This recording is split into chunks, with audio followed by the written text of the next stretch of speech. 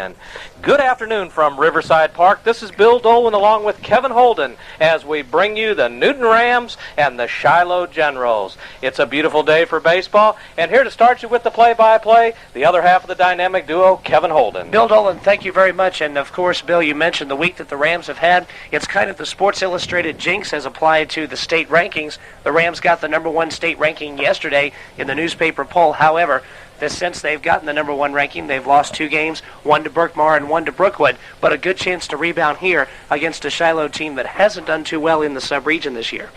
Absolutely a game that the Rams have to rebound and get back in the groove. The Rams played a very good ball game Wednesday night. They had many shots hit right at people, line drives, balls hit deep to the wall that in this park and in a lot of parks would have been home runs. And the Brookwood Broncos hit some of those whoops off the knobs, off the handles that just managed to fall in, and combine that with a couple of walks in that last inning and a hit batsman, and it spelled defeat for the Rams. Well, I'll be bringing you the play-by-play for as long as possible, then you'll be taken over, and we'll bring to you now the Shiloh General lineup for this afternoon's game against the #1 ranked Newton Rams. They'll lead it off with Mark Hensel, the Shiloh Generals will. He'll be playing center field. Scott Lloyd will play second base, and he will bat second. Mark Bryan is the shortstop, hitting third. Chris Lair, the catcher, he will bat fourth. Bill Thanner is the third baseman, batting fifth. Brian Bissell, the pitcher, hits sixth. Eric Mathis is in left field. He will bat seventh. Mark Lordo, the DH, will hit eighth. Benji Law, the first baseman, bats ninth. One correction. Shiloh's third baseman, the #5 batter, is Bill Tanner. And here's the way the Newton Rams line up for today's game. One change, Brent Johnson will get the start at first base. Ryan Moon at second base. Ryan Allen, shortstop. Sam Allen, the senior, at third base. Around the outfield, Matt Easterday in left. Luke Allen in center, and Richie Cleary in right. Behind the plate, Brian Moon. And on the mound, Lance Cawthon. Lance comes in with a 3-0 record, 1 complete game, and a 1.42 ERA. In 24 innings pitched, he struck out 26 and walked only 7, one of those intentionally. So Lance has done quite a job on the mound and also really improved his hitting as he's continued to have the hot bat. He had at least another hit in that game Wednesday night. Mark Hensel will lead it off for the Shiloh Generals. Hensel, the center fielder, takes a pitch. That one just up a little bit high for ball 1. Hensel was the #9 batter when the Rams last saw Shiloh up at Shiloh High School. He was 2 for 3, a double, a single. He also reached on a fielder's choice. Takes one here for a strike. And Lance Cawthon quickly back, evens up in the count. His control has been one of his strong suits this year. He has not gotten himself in trouble with the base on balls. The righty winds and delivers a line drive back up the middle. The pitcher deflects it, shortstop picks it up. His throw to first to Ryan Allen, retiring Mark Hensel at first base, and Hensel is hurt down the first base line. First base coach taking a look at him down there. He must have done something crossing the first base bag because he is in pain down the right field line. But Ryan Allen coming across from shortstop, making a good play to retire Hensel. Cawthon had just gotten a piece of that ball. And it was doubly hard for Ryan Allen as the ball deflected back from where Ryan Allen was coming. Ryan was heading up the middle as the ball was going that way, and when it struck off Lance's glove, it made Ryan stop in his tracks, reverse his field, come back to the right, and then have to plant and let the good, strong throw go. The runner, Mark Hensel, appeared to hit the bag kind of funny and fell head over heels and landed kind of awkwardly. It didn't appear to be in his legs as he was up and running. I think he just kind of landed on his stomach and might have winded himself kind of bad. Well, we see a smile from the first base coach, so that apparently is a good sign. He ran off the field under his own power, actually jogged back to the Shiloh dugout. So after being on the ground for that amount of time, he appears to be okay. Here is Scott Lloyd. Lloyd is up to the #2 spot in the order. Shiloh is 0-7 in sub-region play coming in, and Glenn George, their head coach, has decided to shake up the lineup a little bit. The #6 batter, Scott Lloyd, moved up to the #2 spot in the order. He was 1 for 4 against the Rams last time these two met. He takes a strike here. Good off-speed pitch by Lance Cawthon there, mixing up his pitch as well as he has done so far all year. The wind and the delivery line towards center field. That one will be in for a base hit. Lloyd hit that one square on the nose and drove it into center field. Luke Allen brings it back in, and Shiloh has their first base runner. Just kind of a fastball out over the middle of the plate that Lance got up a little bit, and Scott Lloyd served it well, driving it right back out the middle, past Ryan Moon into center field. Here's Mark Bryan, the shortstop for the Generals. moving down from the number 2 spot in the order down to the 3 hole. He drives the first one up the middle. Second baseman Ryan Moon can't make the play. It's into center field for a hit. Ryan Moon would not have much of a chance at that ball. It was hit right up the middle. It'll definitely be a clean base hit for Brian. And here the Shiloh Generals have first and second and one out. And Bill, all of a sudden this week, it's been kind of trouble at times for the Rams. It has, as they've managed to fall behind so far. Everything hit so far has been right back up the middle. Lance was able to get a glove on the first one. The other two got by him. And the Ram infield could really use the double play right here. Here's Chris Laird. And he takes a pitch inside corner for a strike, and Coughlin coming right back after the cleanup batter, the catcher. He was 0 for 3 when the Rams played the Generals back on March 29th. Stretch and the pitch home from Coughlin, little inside, ball 1. Coughlin came into this game with a 1.42 earned run average. In 24 innings, he's walked only 7, 1 intentional, and struck out 26. Runners are going with the pitch. It's swung on and bounced up the third baseline. Sam Allen will take it. His only play will be to first. It is in time. So a sacrifice play of sorts, a kind of hit and run with first and second and one out. But credit Sam Allen with the good defensive play. Very good play by Sam. He took the time to stop and make sure the runner wasn't going to try to round third base and score. Made him stop. And then made a good, strong throw over to Brent Johnson, who is getting the nod at first base with Lance on the hill today. And here's Bill Tanner, the third baseman, for the Generals.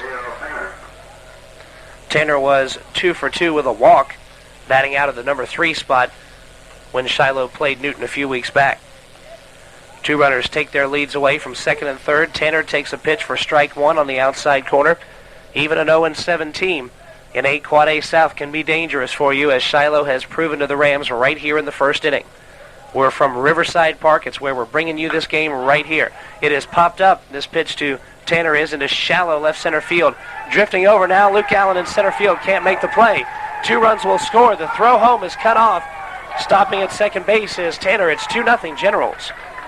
And the Rams appear a little bit shaken. These losses hopefully haven't affected them, but that's a ball that's just got to be caught. Luke Allen called everybody off for it and then did not make the play, and that's an error on the center fielder, allowing those 2 runs to score. As a matter of fact, an errant throw home allowed Tanner to move up to second base, so Shiloh scoring 2 here in the first inning. And Brian Bissell, who will be the pitcher for the Generals, will step up. He bats from the right-hand side. Tanner takes his lead away. Coughlin's delivery home, swung on and missed. Looked like that good curveball. It's 0-1. That has been probably Coughlin's most effective pitch, the one that's gotten the most swings and misses so far this year. And that's a tough break for Lance, because he made a good pitch getting the easy can of corn pop-up that was not able to be handled by the Rams defensively. Bissell swings, fouls one behind the screen. He's in a hole 0-2. So the Rams will have their work cut out for them in the bottom half of the first inning. Not an easy road in this sub-region. Coughlin checks that runner at second base. Second baseman holding him close, and Coughlin faking the throw back. Might have had a pretty good chance at the runner there. For some reason, he decided not to release the ball and held it, and made the runner dive back in, though. Took a little bit of starch out of him. Stretch and the delivery home, the curveball in the dirt. Runner thought about heading for third base, but Moon kept it out in front, and so Tanner will move back to second. It's 1-2 to Brian Bissell. Once again, a good stop by Brian Moon behind the plate as he continues to show those fine defensive talents that he possesses. Here's the pitch. It is popped up, but behind the screen and foul. Parkview leads 8 Quad A South. They have lost only 1 game so far. They're 6-1. The Rams are at 5-2. Brookwood is also 5-2. Brookwood and Parkview going head-to-head today. The Rams have 4 more games after this one left in the regular season. Hard to believe, but only 4 more. The Rams play Winder on Monday. Then they will play Rockdale Wednesday. Then the next week, Parkview and Berkmar. 2 pretty tough games going into the region tournament, which, by the way, will be back at Brookwood again this year. Tanner leads away from second base. The 1-2 delivery on the way home. Throw down to third as the runner heads down that way. Not in time. The pitch was outside, ball 2. It'll be a stolen base for Tanner and a close play at third. And it appeared that the ball beat him, and looked like Sam Allen got the tag down. Evidently, the runner must have hooked away from it or something. I thought the throw head was there and plenty of time to get him, but no call from the umpire. 2 balls, 2 strikes, 2 down. We are in the first inning. Shiloh leading the Newton Rams 2-0. An error from center fielder Luke Allen allowed both those runs to score. With 2 outs, an easy pop-up, but Allen let the ball drop.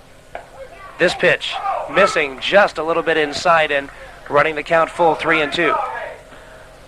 Close pitch by Lance Coughlin as it appeared to be right around that inside corner, but once again, no call.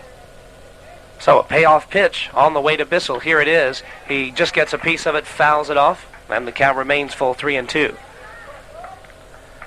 And unfortunately, due to the error, Lance having to throw a lot more pitches in this inning, and he's right around the plate, but not getting much help from the man in blue. Another 3-2 pitch, bounced foul down the third baseline. Glenn George is the head coach of the Shiloh Generals. He is down the line at third.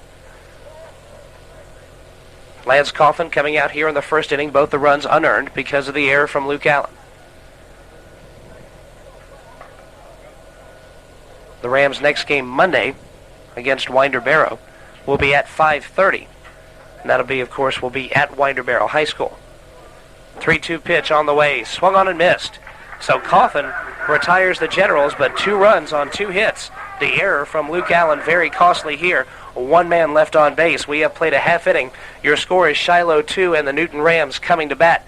Newton Ram baseball right here on WGFS AM 1430. For the best in chiropractic care, visit Lithonia First Chiropractic. Dr. Michael Brust specializes in nerve and spine rehabilitation. Call for an appointment, 482-1114, 482-1114. Most insurance accepted, and we take care of your insurance paperwork at no charge to you. Call Lithonia First Chiropractic at 3081 Stone Mountain Street in Lithonia, 482-1114. 482-1114. When you need insurance, here's the first thing you should do. Call your auto owner's agent. They are people just like you. I'm just starting out on my own. I know the importance of life insurance to protect obligations, like my new car loan. But is there an insurance program that I can fit into my budget? No problem with Auto Owners 10-year level term insurance. How will I know this is the right kind of life insurance for me? Auto Owners 10-year level term provides low-cost level protection and can be converted to permanent insurance later. Who can I talk to find out more about Auto Owners 10-year level term insurance? Call your auto owner's agents. They are people just like you. See Steele Jones Insurance Agency, located on Floyd Street Southeast in Covington. Or call 786-9213, your auto owner's agent. Auto owners, the no problem people.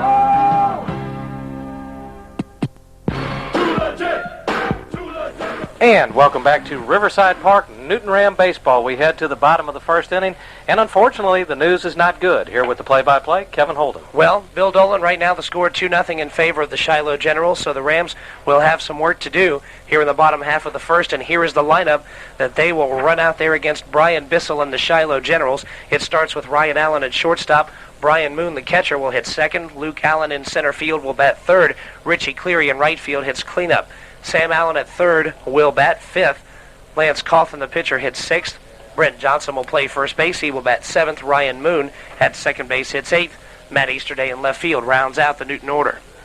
And for the Shiloh Generals under Coach Glenn George, Benji Law plays first base, Scott Lloyd at second, Mark Bryan the shortstop, Bill Tanner the third baseman. Around the outfield, Eric Mathis in left, Mark Hensel in center, Chris Vader in right. Chris Laird is the catcher, and Brian Bissell is on the mound. We did not get a chance to see Brian Bissell pitch when Newton and Shiloh matched up earlier on in the season. We saw Eric Mathis, the lefty, starting out, then Matt Holloman and Billy Tanner finished up.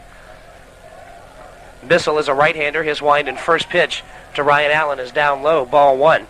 Allen came into this week a .314 hitter. Good performance against Brookwood in the loss. Bissell bringing the 1-0 home. That one's inside. It may have hit him.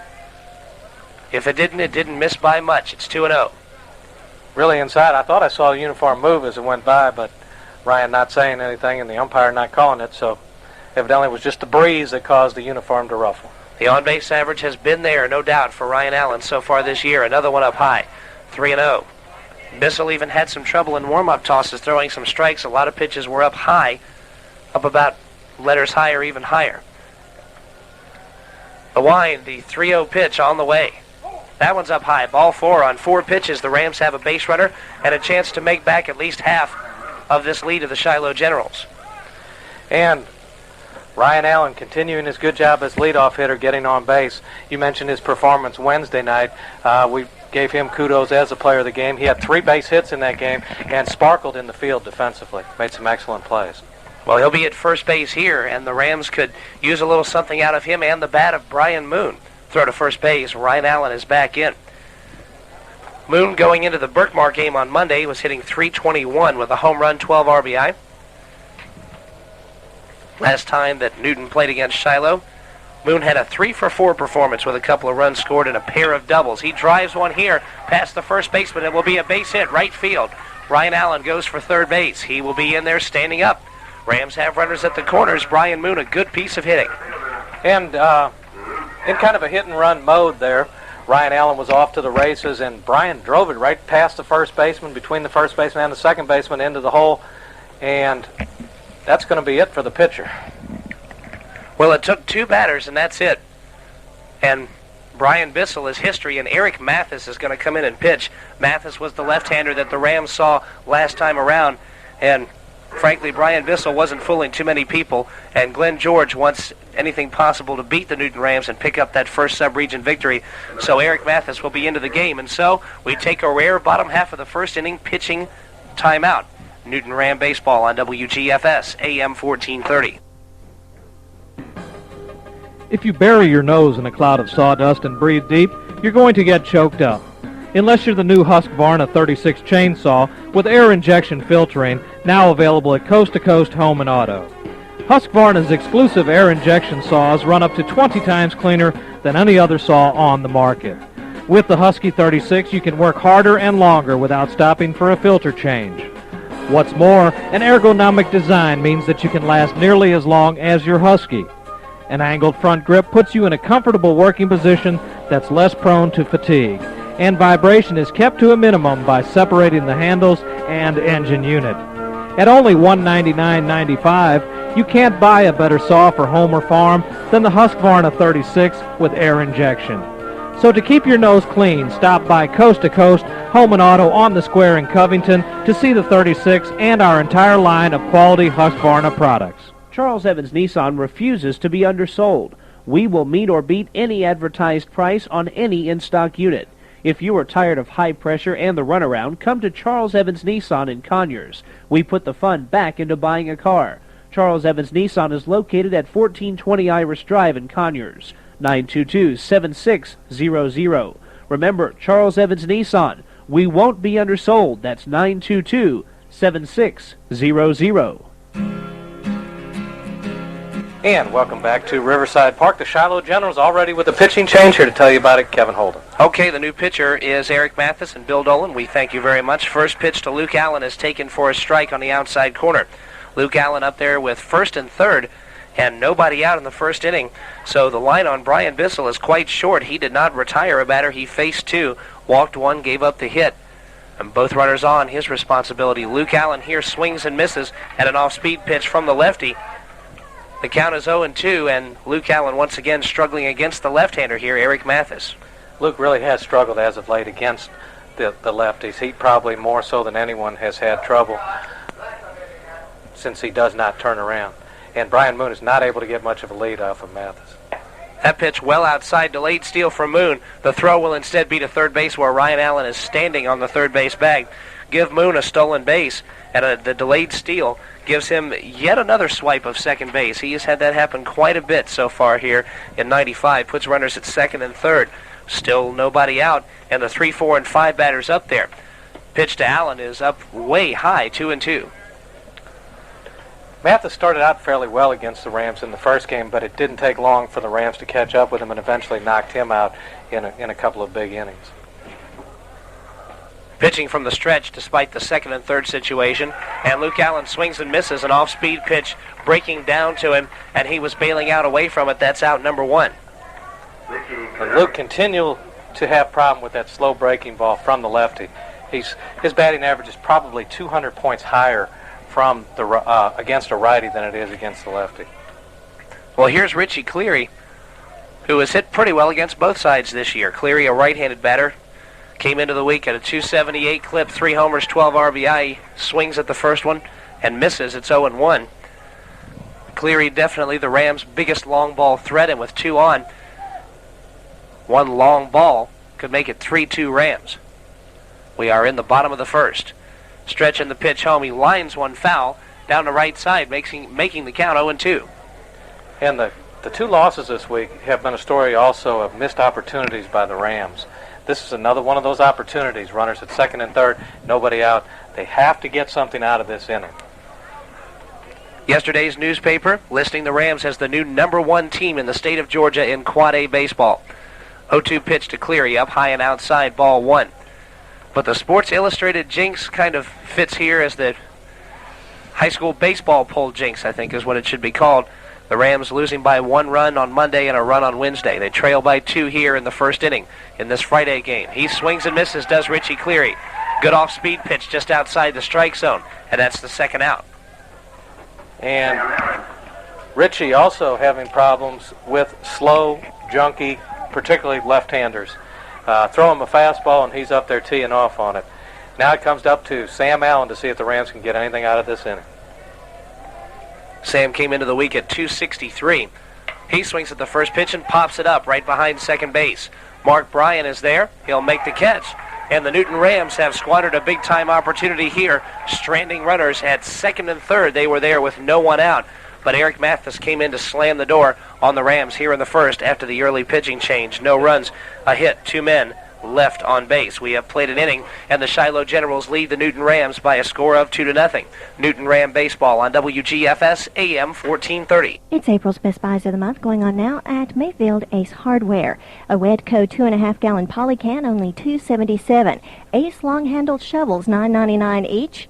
Wesley's Car Wash or Tire Cleaner, $1.99 each, and an Ace 34-gallon trash can, only $8.77. It's April's Best Buys of the Month, going on now at Mayfield Ace Hardware on the Square and in Newton Plaza. Have you noticed lately how many people are wearing pagers? It's incredible how popular pagers have become. No doubt, the tremendous popularity of pagers is because a pager is one of the most reliable and economical ways to stay in touch. East Metro Paging offers reliable Motorola pagers, and basic coverage gives you all the Metro Atlanta area, including Athens. Our extended coverage pager works in other major Georgia cities. That's East Metro Paging, your hometown paging company. Go by and see them today on Highway 278, a quarter-mile east of the hospital in Covington, or give them a call at 786-6796. That's East Metro Paging, a division of East Metro Communications Incorporated, located on Highway 278, just east of the hospital. Call them at 786-6796. That's 786-6796. And welcome back to Riverside Park and Newton Ram baseball. The Rams on the short end of a 2-0 score. Here with the play-by-play, Kevin Holden. Okay, Bill Dolan, thank you very much. Eric Mathis, Mark Lordo, and Benji Law, the next 3 up. This one, first pitch to Eric Mathis, popped up into shallow center field. In comes Luke Allen, and he makes the catch, and that is out number 1. Once again, we thought there might be trouble. Ryan Moon was going out, but at the last second, Allen called him off and made the right play. And if that same play would have occurred in the first inning, we'd be scoreless right now. The Generals were able to take advantage of a Ram error and score 2. The Rams, with a good scoring opportunity, left 2 runners in scoring position. They had second and third, no one out. But the lefty, Eric Mathis, came in and struck out Luke Allen, Richie Cleary, and then got Sam Allen to pop up. First pitch, a strike to Mark Lordo, 0-1.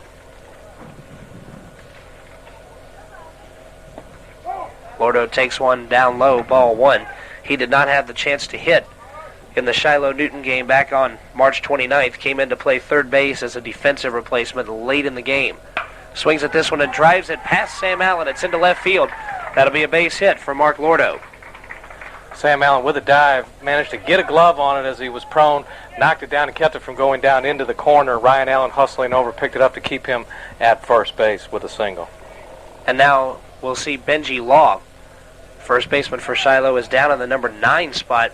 Just like you don't see many catchers batting leadoff, you often don't see first baseman batting this low in the order. He was the number 8 batter. when Newton and Shiloh played last. He was hit by a pitch his first time in that game, then struck out twice.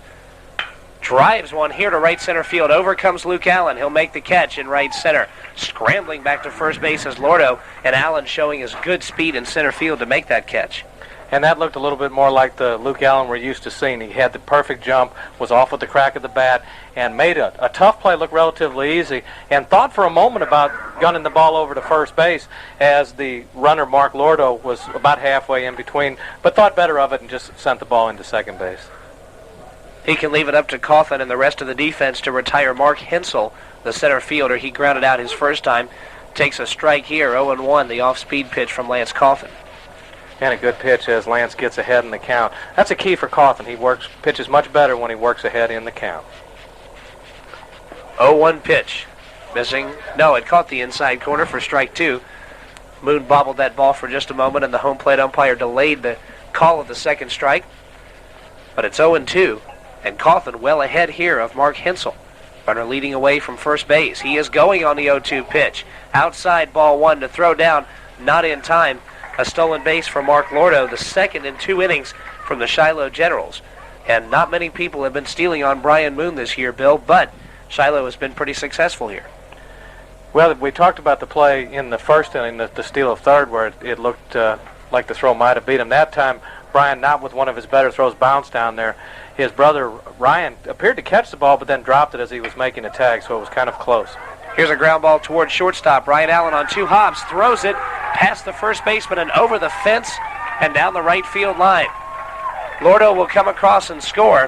Hensel will be awarded second base. That's an error on the shortstop, and that allows another one to score, and Shiloh on top 3-0, and all 3 runs are unearned. And the Rams really just need to settle down and go back into playing basic ball. I think they're letting some of the things of the past week bother them a little bit. They need to go back and remember how they got to 15-2 and basic, good, solid defensive ball and hitting the ball. And they're not doing either of those so far in this game. And Shiloh is playing pretty aggressively on the base paths. You really don't have much to lose if you're in Shiloh's position. You can attempt the stolen bases, try to put runners in scoring position. Scott Lloyd singled when he came up back in the first. Here he takes the first pitch for strike one. And the stolen base made a big difference there because Ryan Allen did not have the force at second and then uncorked a throw into Rockdale County as he let loose with it. That was definitely a wild throw to first. This pitch is by Moon. A runner moves over to third base. That's Hensel. Now down at third. The pitch was inside and in the dirt, and that one skipped past the catcher. And this basically now has become the third bad inning in succession for the Rams. The 7th inning Wednesday night, and both the first and second innings here have been somewhat on the ugly side. The 1-1 pitch. This one skips in the dirt, and Moon keeps it in front. 2 balls, 1 strike. Hensel holding at third. And Lance Coughlin just needs to go ahead and settle down, get within himself, work on the hitter, not worry about the runner, and get out of this inning, come back and get some runs for the Rams. 2 balls and a strike. Here's the pitch, bounced hard towards second base. Ryan Moon has it. The throw is in time, and that'll do it for Shiloh here in the second. They do pick up a run on a base hit. There was a Newton Ram error and a man left on base. And after an inning and a half, it is the Shiloh Generals 3 and the number 1 ranked Newton Rams nothing. Newton Ram baseball on WGFS AM 1430. Shop at J.C. Pools on the Square in Covington for these Easter specials. Come see the beautiful selection of Easter dresses at J.C. Pools. Dresses galore by Melissa, Melissa Petite, Maggie Boutique, and Plaza South. Racks of ladies' shoes now $25.99, and new shipments of ladies' handbags have arrived in time for Easter. Remember to visit our men's store for the latest in fashion. We carry big and tall sizes to 4X and size 56 in suits and pants. Shop at Pools on the Square in Covington for the latest in fashion and the best in quality. J.C. Pool on the Square in Covington.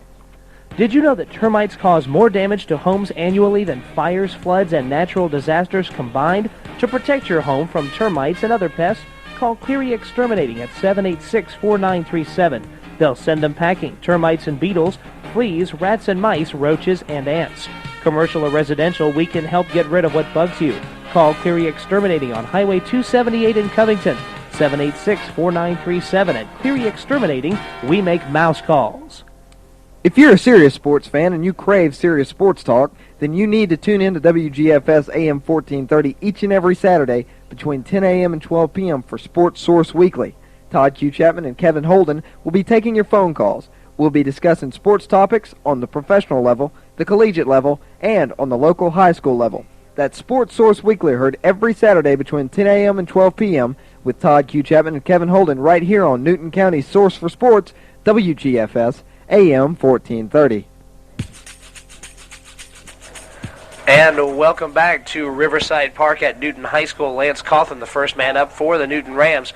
Pitch outside to him, 1-0. It is the number 1 ranked Newton Rams. They are number 1 in Quad A. They're taking on the Shiloh Generals, an important Sub-Region 8 Quad A South game. This pitch nearly hits Cawthon inside, but the Ram pitcher scrambling out of the way of it. It's 2-0. Lance showing his quickness there and getting out of the way. Lance has become a much improved hitter this season, as he's really been exhibiting a good eye at the plate, taking the base on balls, and drilling the ball, hitting it with authority into all fields. Next pitch to Cawthon is in low. Goes to 3-0. He'll be taking here, and that pitch was almost an eye level, ball 4. For the second straight inning, the first man walks on 4 pitches. Last time around, the Rams left 2 runners stranded in scoring position. They'll try not to do that this time. However, they have the bottom of the order coming up. Here's Brent Johnson. Johnson into this week a .308 hitter. And Wednesday, Brent hit a tremendous shot dead to the center field wall for a double. Also backed the left fielder completely to the wall and has been really hitting the ball hard. With the wind blowing out towards right field, if Brent can get one up into his power alley in right center field, you may see it head over that red sign, the Hard Luck Cafe sign right out there. Johnson takes the strike here. It's 0-1. Cawthon leading away. The pitch on the way home, up high, ball 1. Funny you should mention the Hard Luck Cafe, because next inning in the bottom half of the third, not next half inning, but the next time the Rams hit, the bottom half of inning number 3 will be the Hard Luck Cafe Wing Ding inning, and you will have a chance to win, I believe, 60 hot wings from the Hard Luck Cafe. So you had no winners on Wednesday.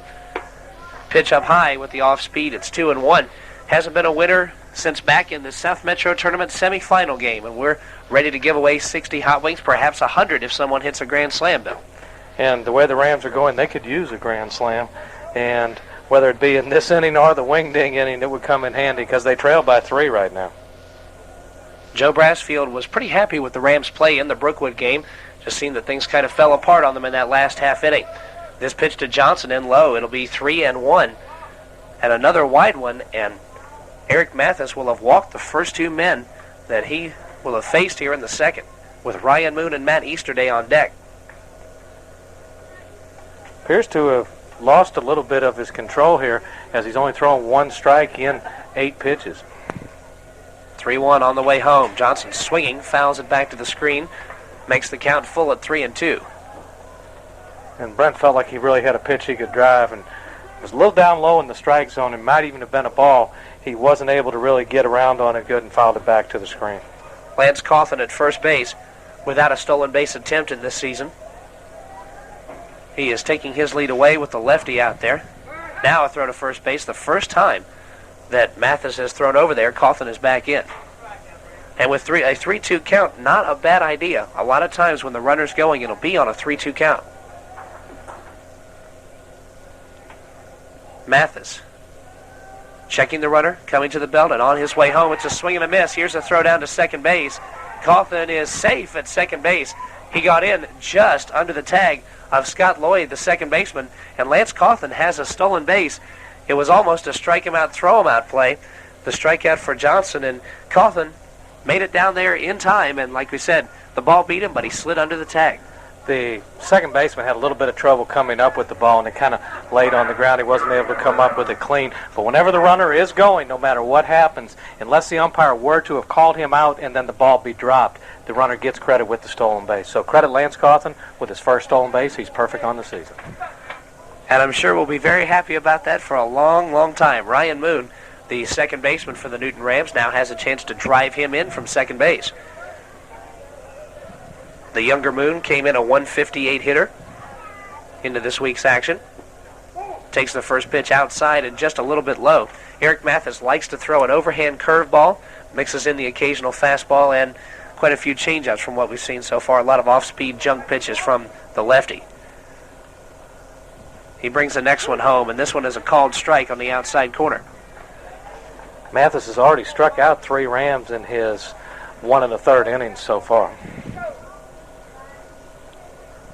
Came in when the first 2 Rams reached base against Brian Bissell. The lefty stretches and deals. This one's low. Chris Laird has it bounce in front of him, but keeps it in front of the body, and that keeps Coffin out at second base, but the count goes to 2-1 here. And Ryan Moon, with a good job of fighting off, was thinking about swinging and was able to check the swing and keep himself from going in the hole. The sophomore second baseman played his first game against the Shiloh Generals back on the 29th of March. This pitch outside, another 3-ball count, the third one of this inning.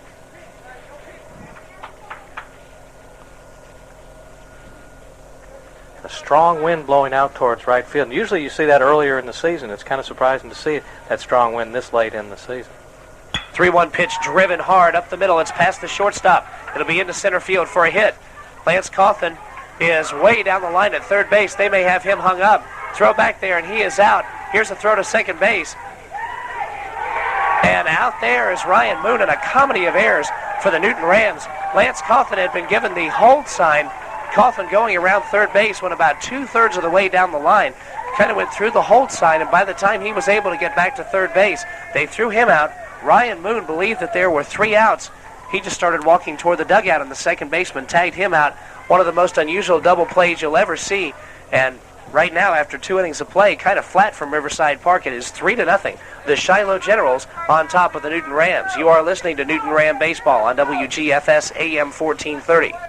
Fit in some fun, slip into agreement. Show the world the mood you're in. During Goody's Easter sale, save on Bugle Boy shirts and pants for boys, only $12.99 each. Save on men's Ivy Crew sportswear, too, now 25% off. And all women's handbags are also 25% off.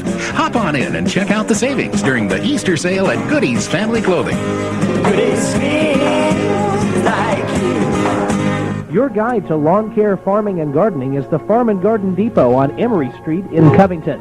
For animal health, they have vitamins, dewormers, Happy Jack and Adams flea products, rabbit cages and supplies, chicken feeders and supplies, and AG spot sprayers. That's the Farm and Garden Depot, 4125 Emory Street, behind Burger King in Covington. 787-3870, 787-3870. And welcome back to Riverside Park on the campus of Newton High School. And as Kevin Holden described it earlier, things a little flat out here. Here to try to get things up to a little better level is Kevin Holden, the voice of the Rams. Okay, Bill, thank you very much. It'll be Mark Bryan, Chris Laird, and Bill Tanner. That's the meat of the Shiloh order, and Lance Coffin and the Rams will try to atone for the mistakes of the last few innings. The defense has given Shiloh 3 runs, and on offense, the Rams have played well. They've hit fairly well, received a few bases on balls, but they stranded 2 runners in the first and made some big mental errors on the last play, a double play on a base hit, Bill. And once again, it was some, as you say, mental errors, a missed sign at third base. Lance Coffin was being held up, ran through the stop sign, but if he continued to come, he would have scored. The ball was cut off by the first baseman, and he was looking to throw down to second base. But all of a sudden, he turns around, and here's Coffin now heading back, and he's out from me to you. And then Ryan Moon, for some reason, losing track of the number of outs, wanders off base and is punched out. Mark Bryan swings at the first pitch and pops it high toward left center.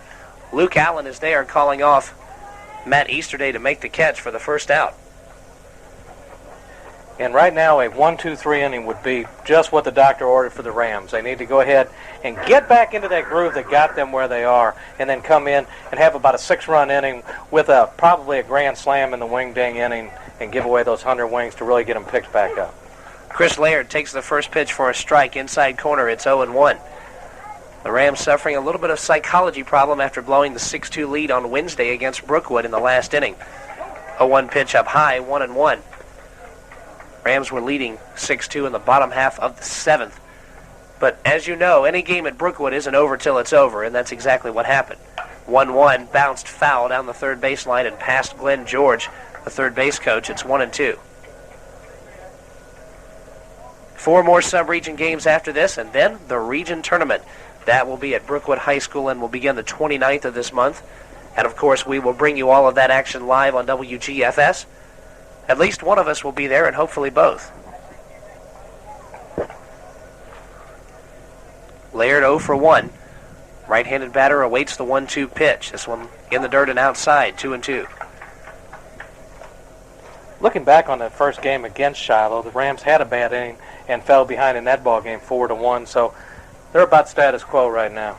This one is chopped toward first base. A diving stop from Brent Johnson. He will feed his pitcher, and the runner is safe at first. Coughlin coming over to the first base bag, but Laird beat him there. Johnson with a pretty good flip, but Coughlin unable to beat the runner to first. And I believe Lance was just a little bit slow getting off the mound. He kind of looked over and admired the play made by Brent Johnson, who made a fantastic diving play.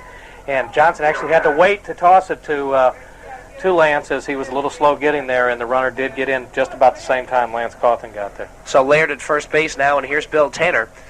He hit a pop fly to center field back in the first inning that looked like it would be out number 3. But 4 players converging on it. Luke Allen dropping the ball, allowing 2 to score. Another error in the second allowed another run to score. First pitch outside to Tanner, 1-0. Brent Johnson getting a rare start at first base made a dandy play on the ball as it was hit into the hole. Throw over to first base, and Laird is back in. That's probably the position where Johnson has the most experience in high school. He played there quite a bit last year. He and Coughlin have been splitting time at first base during the 95 season. Throw to first base, and Laird is back in as Johnson applying the tag. 1 ball, no strikes to Tanner. The pitch home inside, ball 2. Tanner did a little coaxing of the home plate umpire on that one.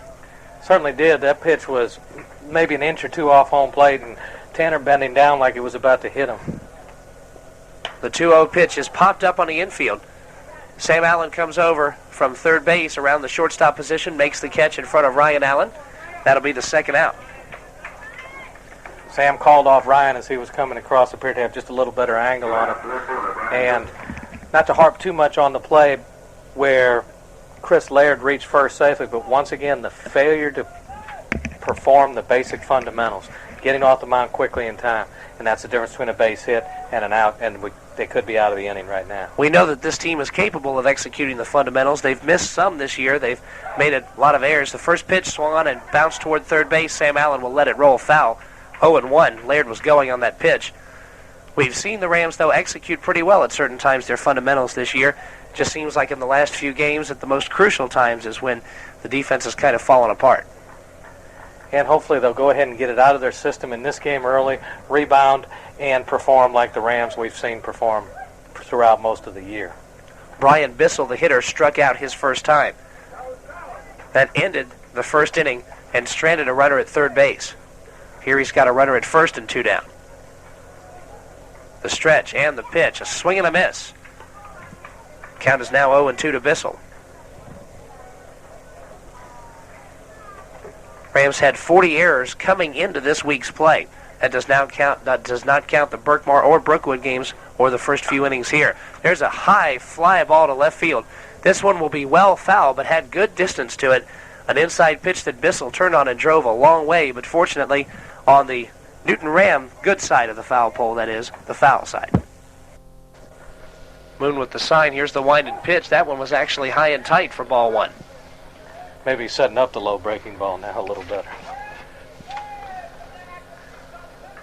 1 ball, 2 strikes. Laird leading away from first base. We'll see. Moon is setting up outside. Throw to first.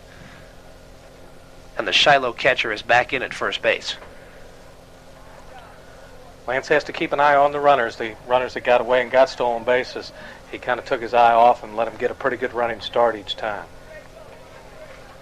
Moon once again gives the sign to runners going. Pitch is up high. Here's the throw down to second base. And Ryan Moon can't handle the throw down there. Laird will be in safely, the 3rd stolen base in as many innings for the Shiloh Generals. And we've seen weeks go by where opponents don't steal that many bases off the Rams and Newton High. So Laird will be down at second with 2 down. But with a 2-strike count on the hitter, one more strike, the stolen base will be just incidental. Coffin to the belt. He brings the pitch home. This one is popped up into center field. Luke Allen coming in hard. He makes the catch. And Shiloh goes down in the 3rd inning. 1 hit. That man stranded at second base.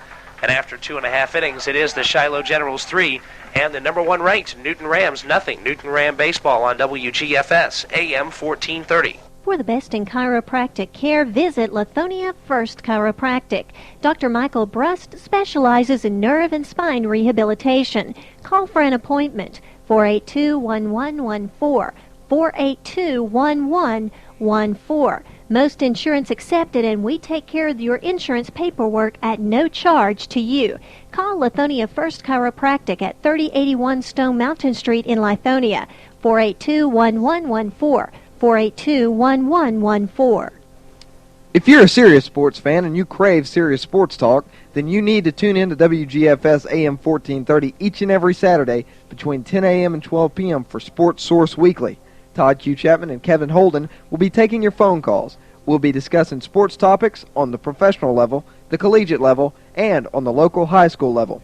That's Sports Source Weekly, heard every Saturday between 10 a.m. and 12 p.m. with Todd Q. Chapman and Kevin Holden right here on Newton County's Source for Sports, WGFS, AM 1430. Hey, Carl, the greenskeeper here for the Hard Luck Cafe. You know, that's that little red building down by Nationwise.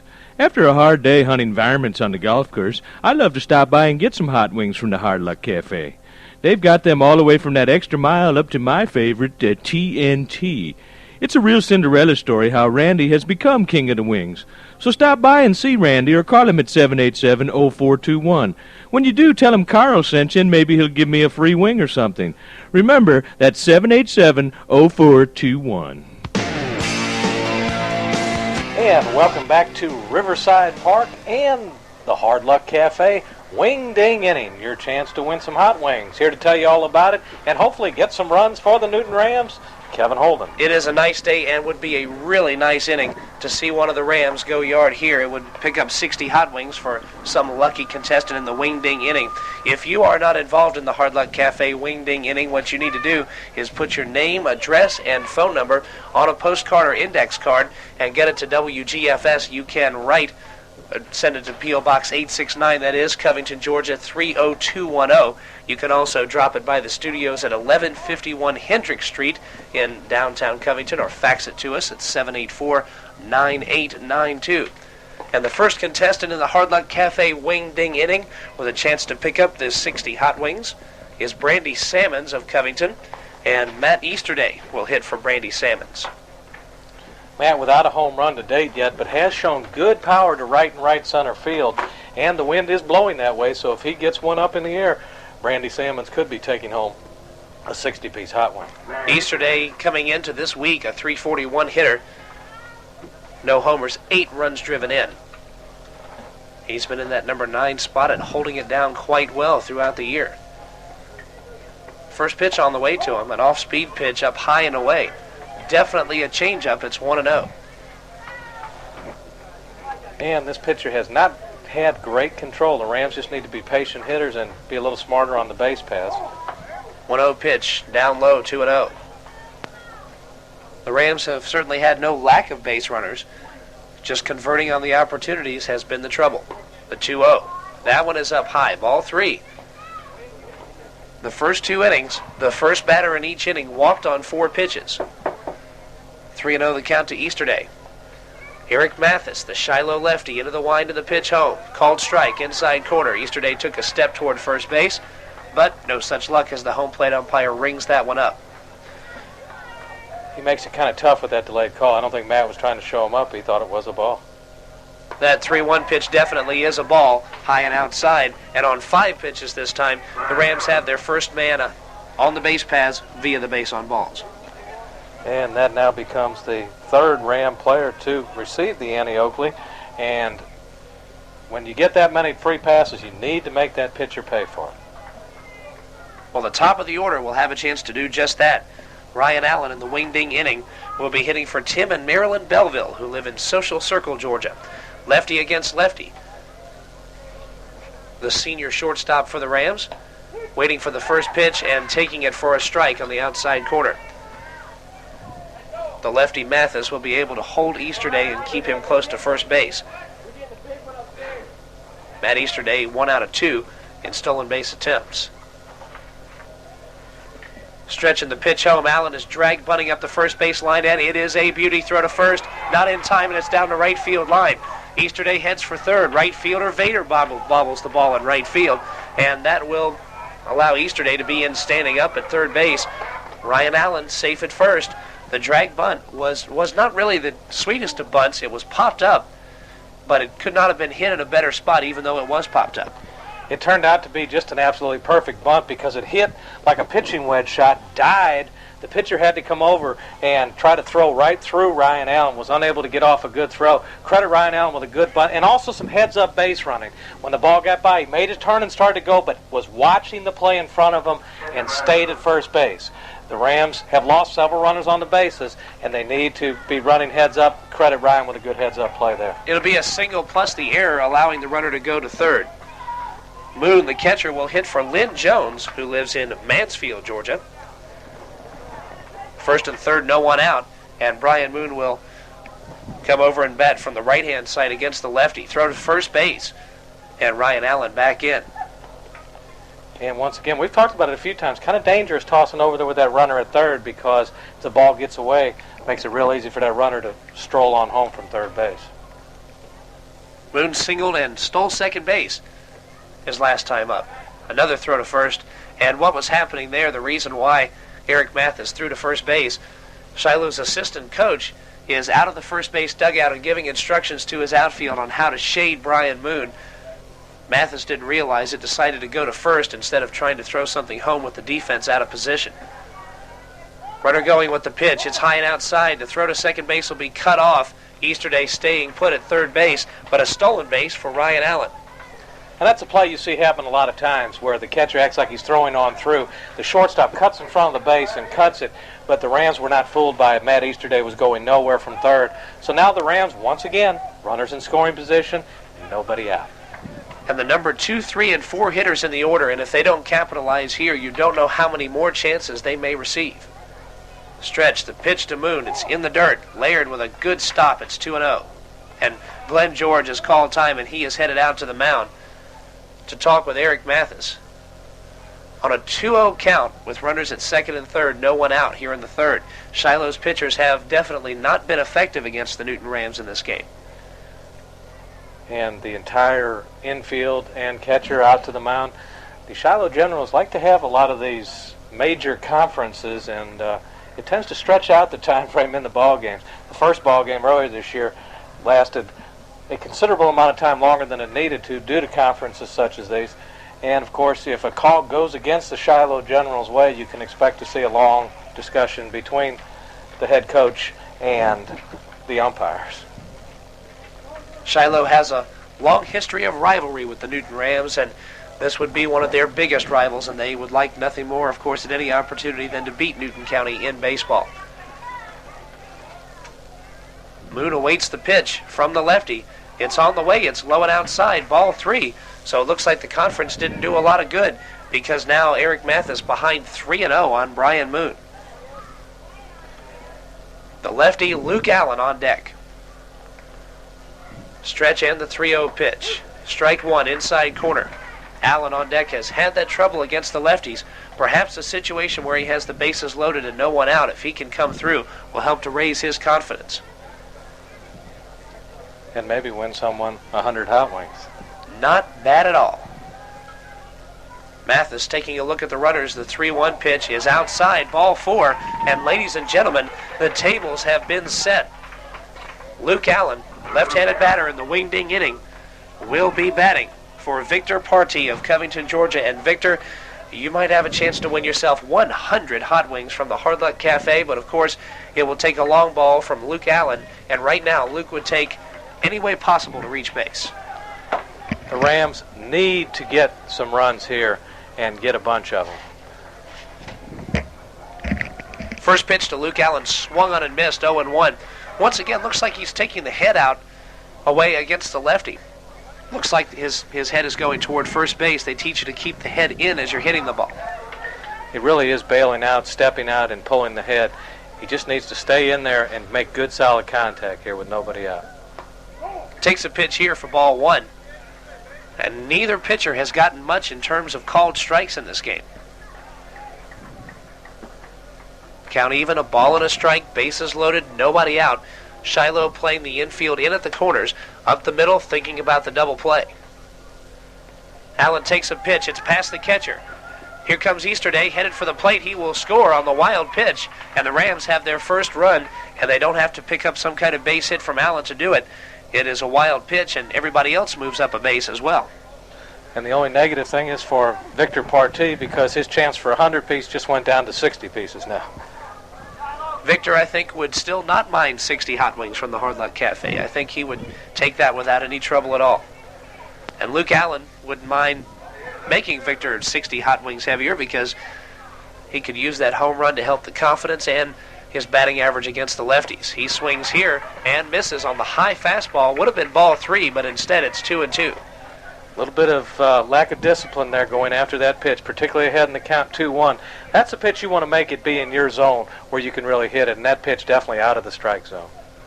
Laird with the sign. Here's the stretch from Mathis. The 2-2 pitch popped up into shallow right field. Vader will be called off by the center fielder Hensel, who make the catch. Here comes Ryan Allen, headed for the plate, slides in safely, making it a one-run game. So the sacrifice fly puts the second one of the inning across. And just deep enough by Luke Allen, as the ball did carry a little bit to right field and ended up a little deeper than originally we thought it was going to be. The center fielder came over and made the play. You got to wonder about that unless he just has a better arm, because the right fielder would have had a better angle trying to catch it and throw. The center fielder had to kind of stop a little bit. The throw came home and was cut off by the first baseman. Brian Moon faked a bluff from second and stayed there. The way that ball was hit, I thought the second baseman probably would make the play on that. In fact, maybe that was a factor in Luke Allen dropping that ball in the first inning. Maybe the wind. The wind isn't up right now, but the wind may have played a factor back in the first when it was blowing hard toward right field, because the ball appeared like it had a lot of movement on that particular pop fly. Richie Cleary in the wing-ding inning. Hits for Toretta Johnson of Covington, Georgia. Big Richie with 3 homers already this year. Stretch and the pitch to him. Low and outside, ball 1. Cleary struck out his first time against the lefty Eric Mathis. Mathis came in the first. Since then, he has allowed 2 runs, both of them in this inning on 2 hits. He's walked 3 and struck out 3. Brian Moon, the runner at second, takes his lead. Cleary takes a pitch outside for ball 2. Richie showing some good discipline at the plate, waiting on pitches to come into him. He's gotten ahead in the count 2-0 and can really sit on a pitch to his liking here.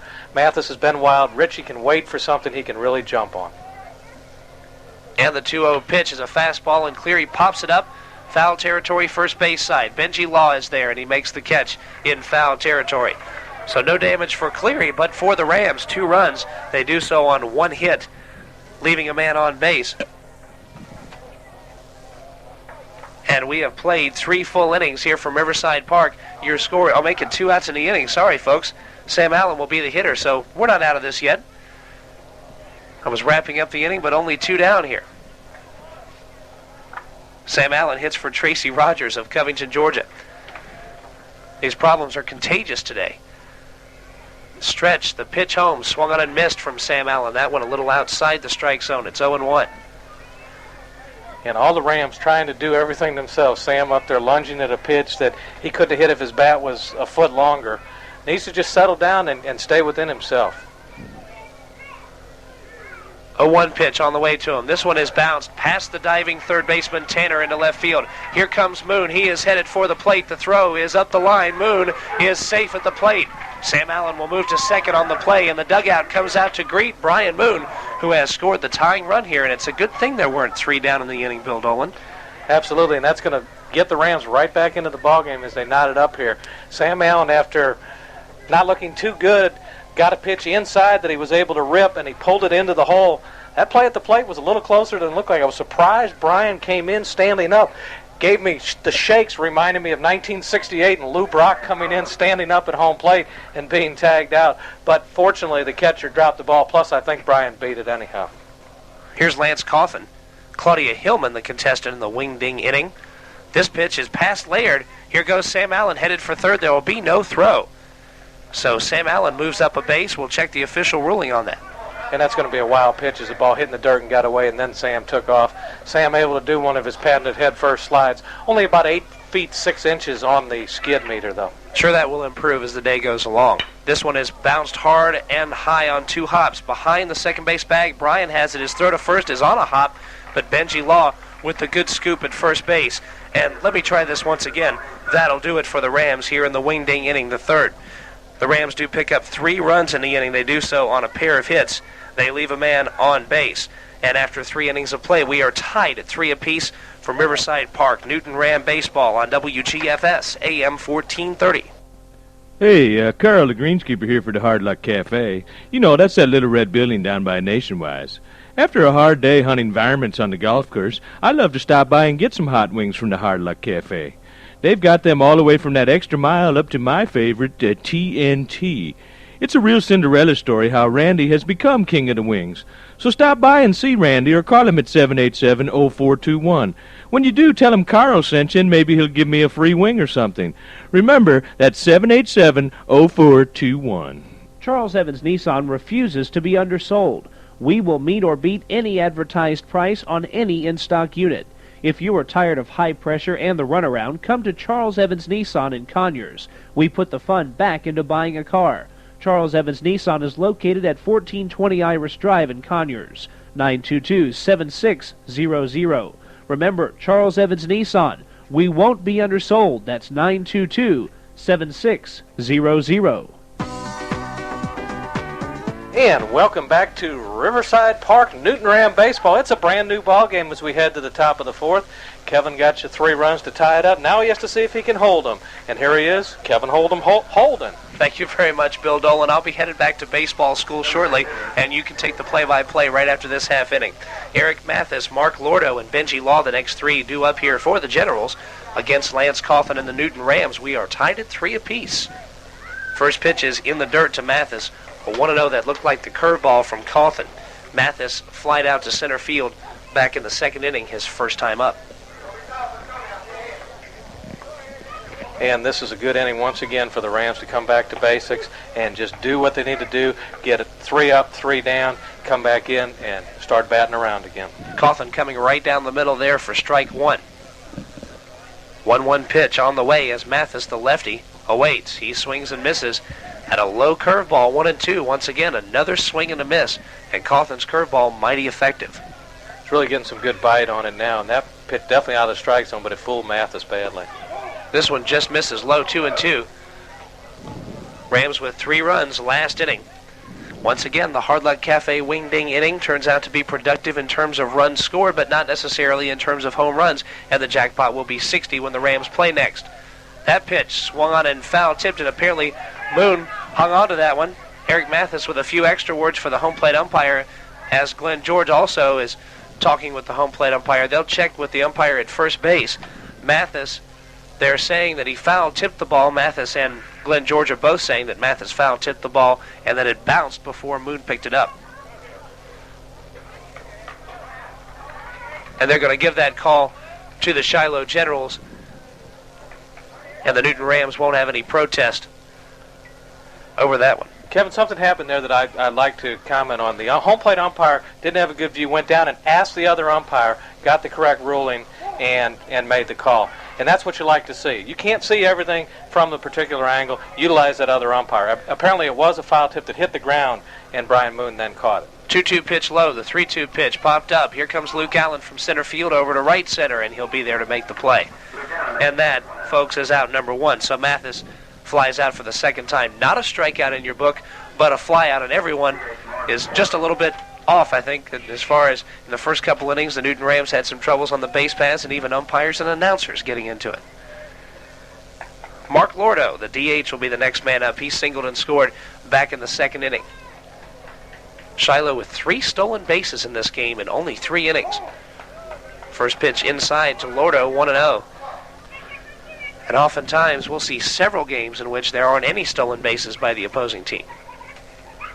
But I have a real good cure for that. If Lance doesn't let anybody else get on base, they won't be able to steal anymore.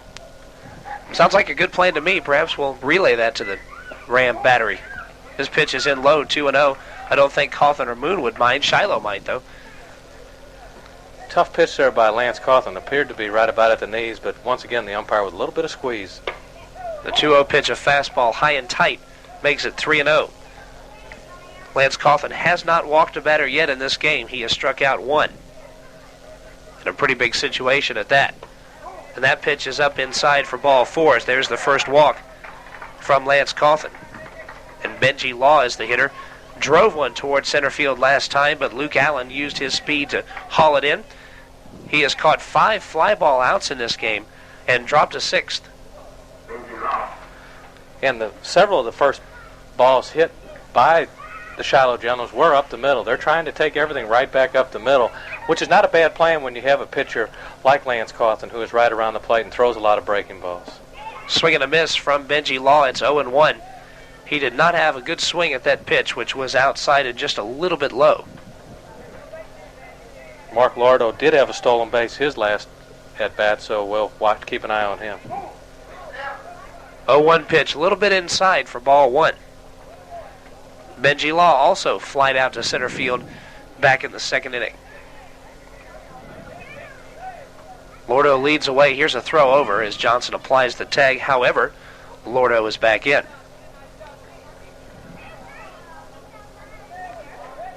Shiloh Generals, Newton Rams tied at 3 apiece. We are in the 4th. There's a swing and a hard ground ball down the third baseline, skipping by Glenn George. It's 1-2. Rams trying to win their 6th game inside the sub-region. They are 5-2 inside the sub. They have 4 more sub-region games left in the regular season. They will play Winder next Monday at Winder High School at 5:30. Then they'll take on the Rockdale Bulldogs from right here at Riverside Park. They will travel to Parkview and then come back here and play Berkmar on Senior Day before the region tournament.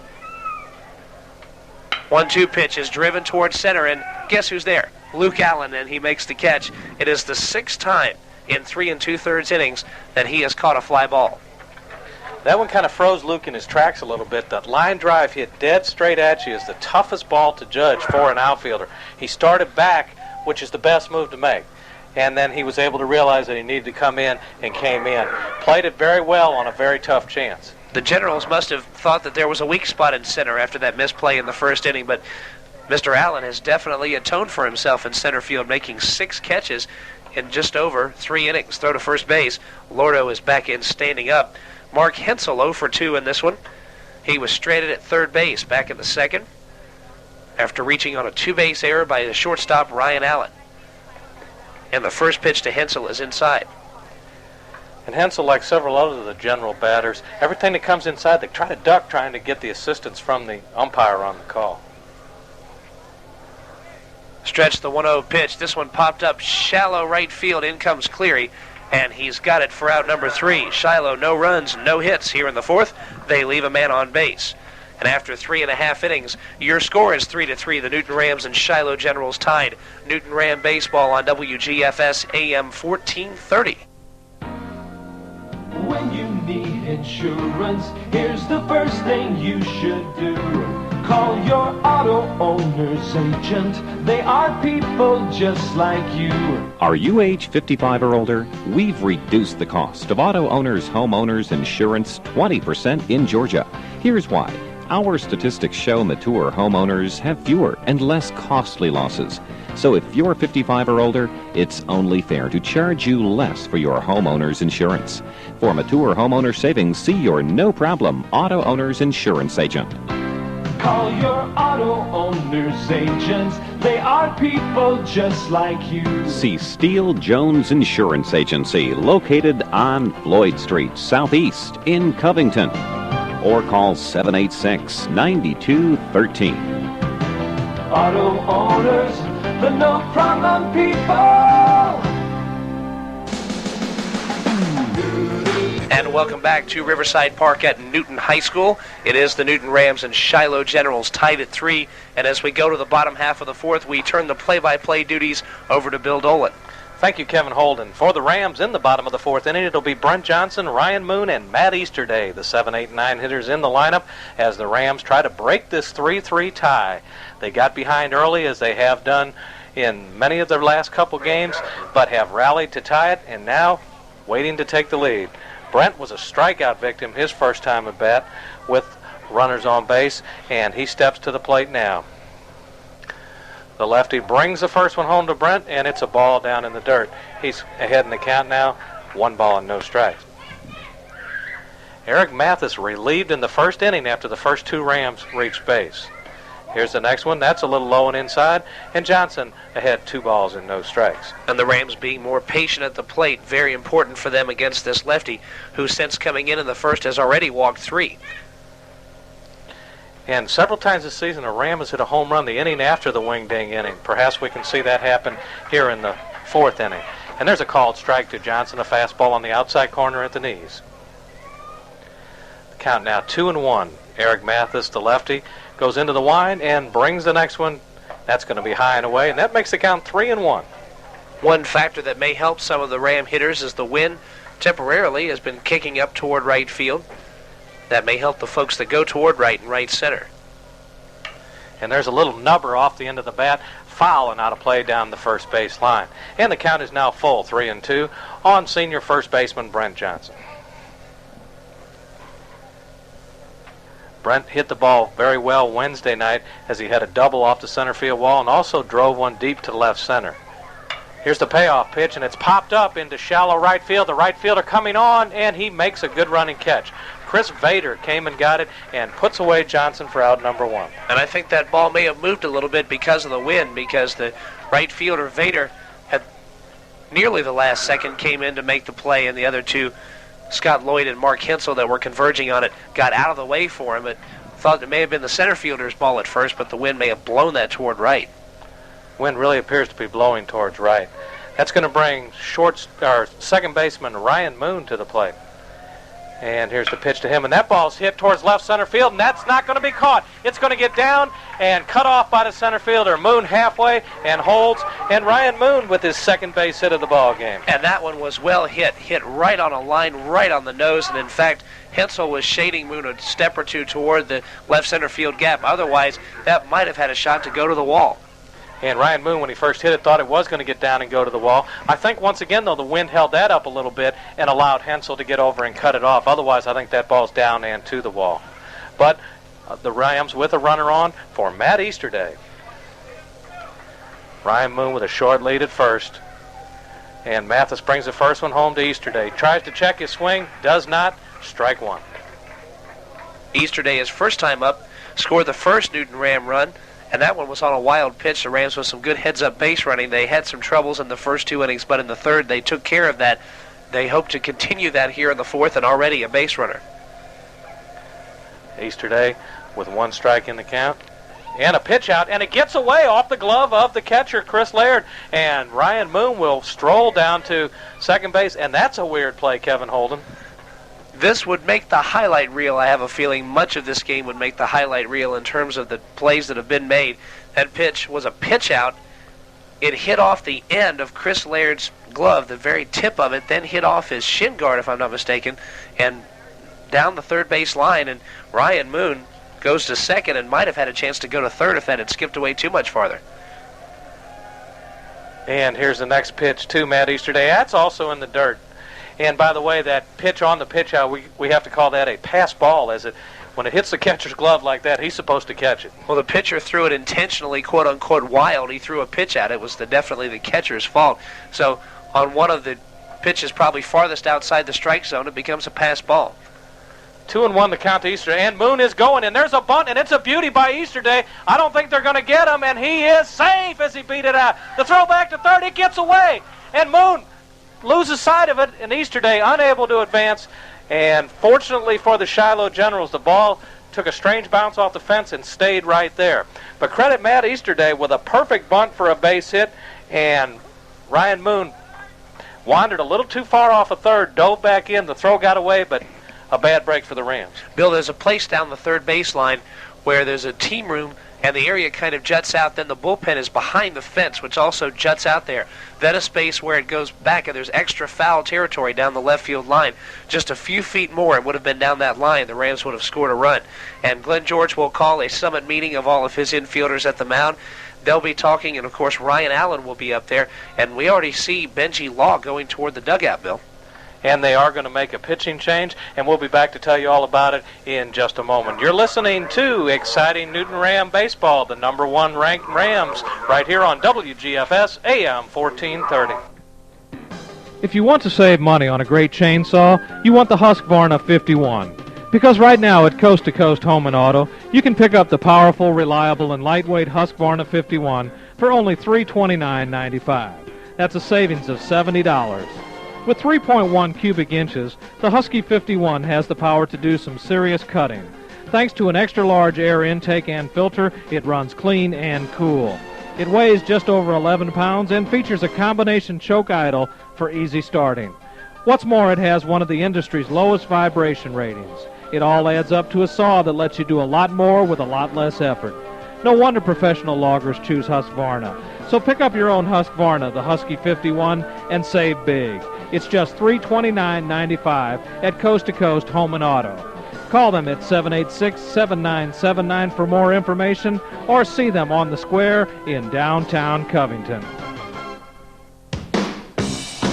And welcome back to Riverside Park. A slew of defensive changes for the Shiloh Generals, including a new pitcher, and that pitcher happens to be Benji Law. And we'll try to give you your defensive changes here in a moment. And Bill Dolan, the Rams, with another scoring shot here. Yes, they do. They have runners on the corners with 1 out as Benji Law comes in to pitch from first base. Eric Mathis, who was pitching, goes to left field, and Brian Bissell now goes out to right field. And the first baseman is now going to be Mark Lordo, who was the DH. So scratch the DH now from the Shiloh Generals, since he comes in to play in the field. And I think we've got it straight. I don't know about my score sheet, but our depth chart looks like we've got it set. It's going to be another one of those wild score sheet games here. When you change pitchers as often as Shiloh has so far in this game, that sort of thing is going to happen, especially when your other pitchers are people who play the field, and that's exactly what Benji Law is. He's a first baseman. He is a very tall, very lanky guy, and as he's throwing his warm-up tosses, we're watching to see exactly what he's got. But he'll be facing the top of the order, and with 2 men on and 1 out, it'll be a good situation for the Rams to try to take the lead here and hopefully go up by enough so that they can not play around, but at least can relax a little bit in the last 3 innings. And this is probably a change that I don't think I would make if I were pitching against the Rams.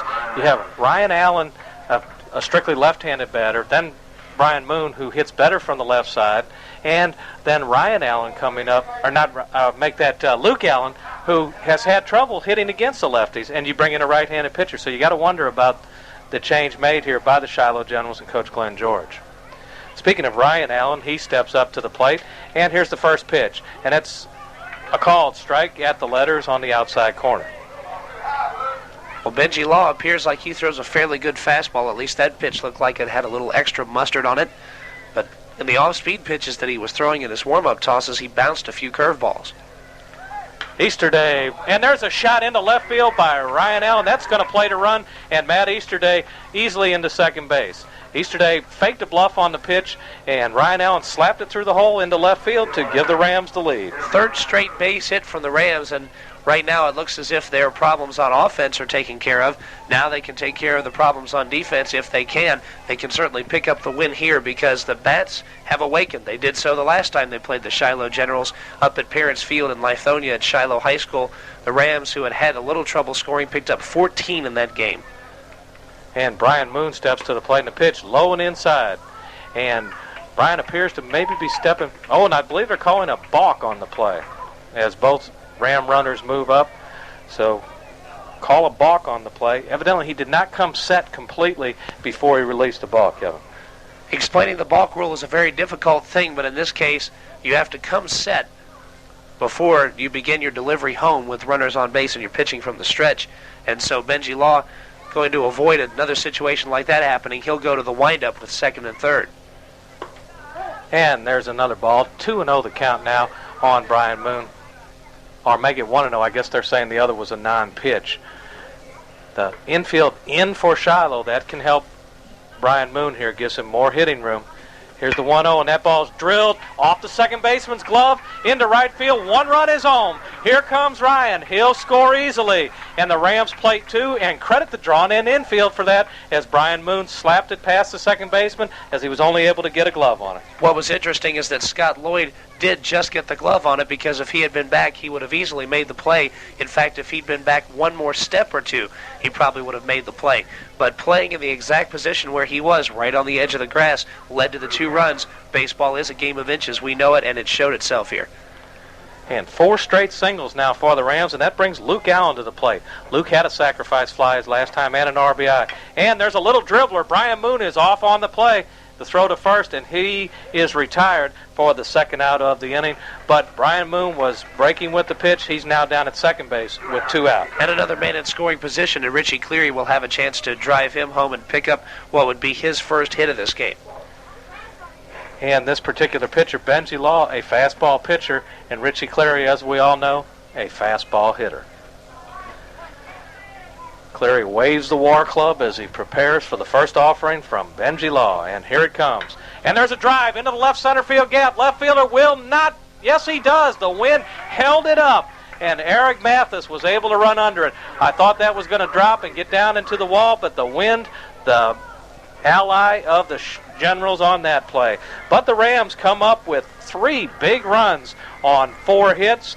There were no errors and 1 runner left on base. We head now to the top of the 5th inning. Your score now, Newton 6 and the Shiloh Generals 3. Exciting Newton #1 Rams baseball on WGFS AM 1430. If you think your business is too small to afford a business radio system, think again. It may be too small not to have one. In a small business, efficiency is a must. The more time you save, the more money you make. East Metro Communications can show you how a business radio system can make your business more efficient. To find out more about the full line of standard business radios, see East Metro Communications on Highway 278 or call 786-6796. Your local authorized dealer for Standard Communications, the business radio people. It's April's Best Buys of the Month going on now at Mayfield Ace Hardware. A Wedco 2.5-gallon poly can, only $2.77. Ace long-handled shovels, $9.99 each.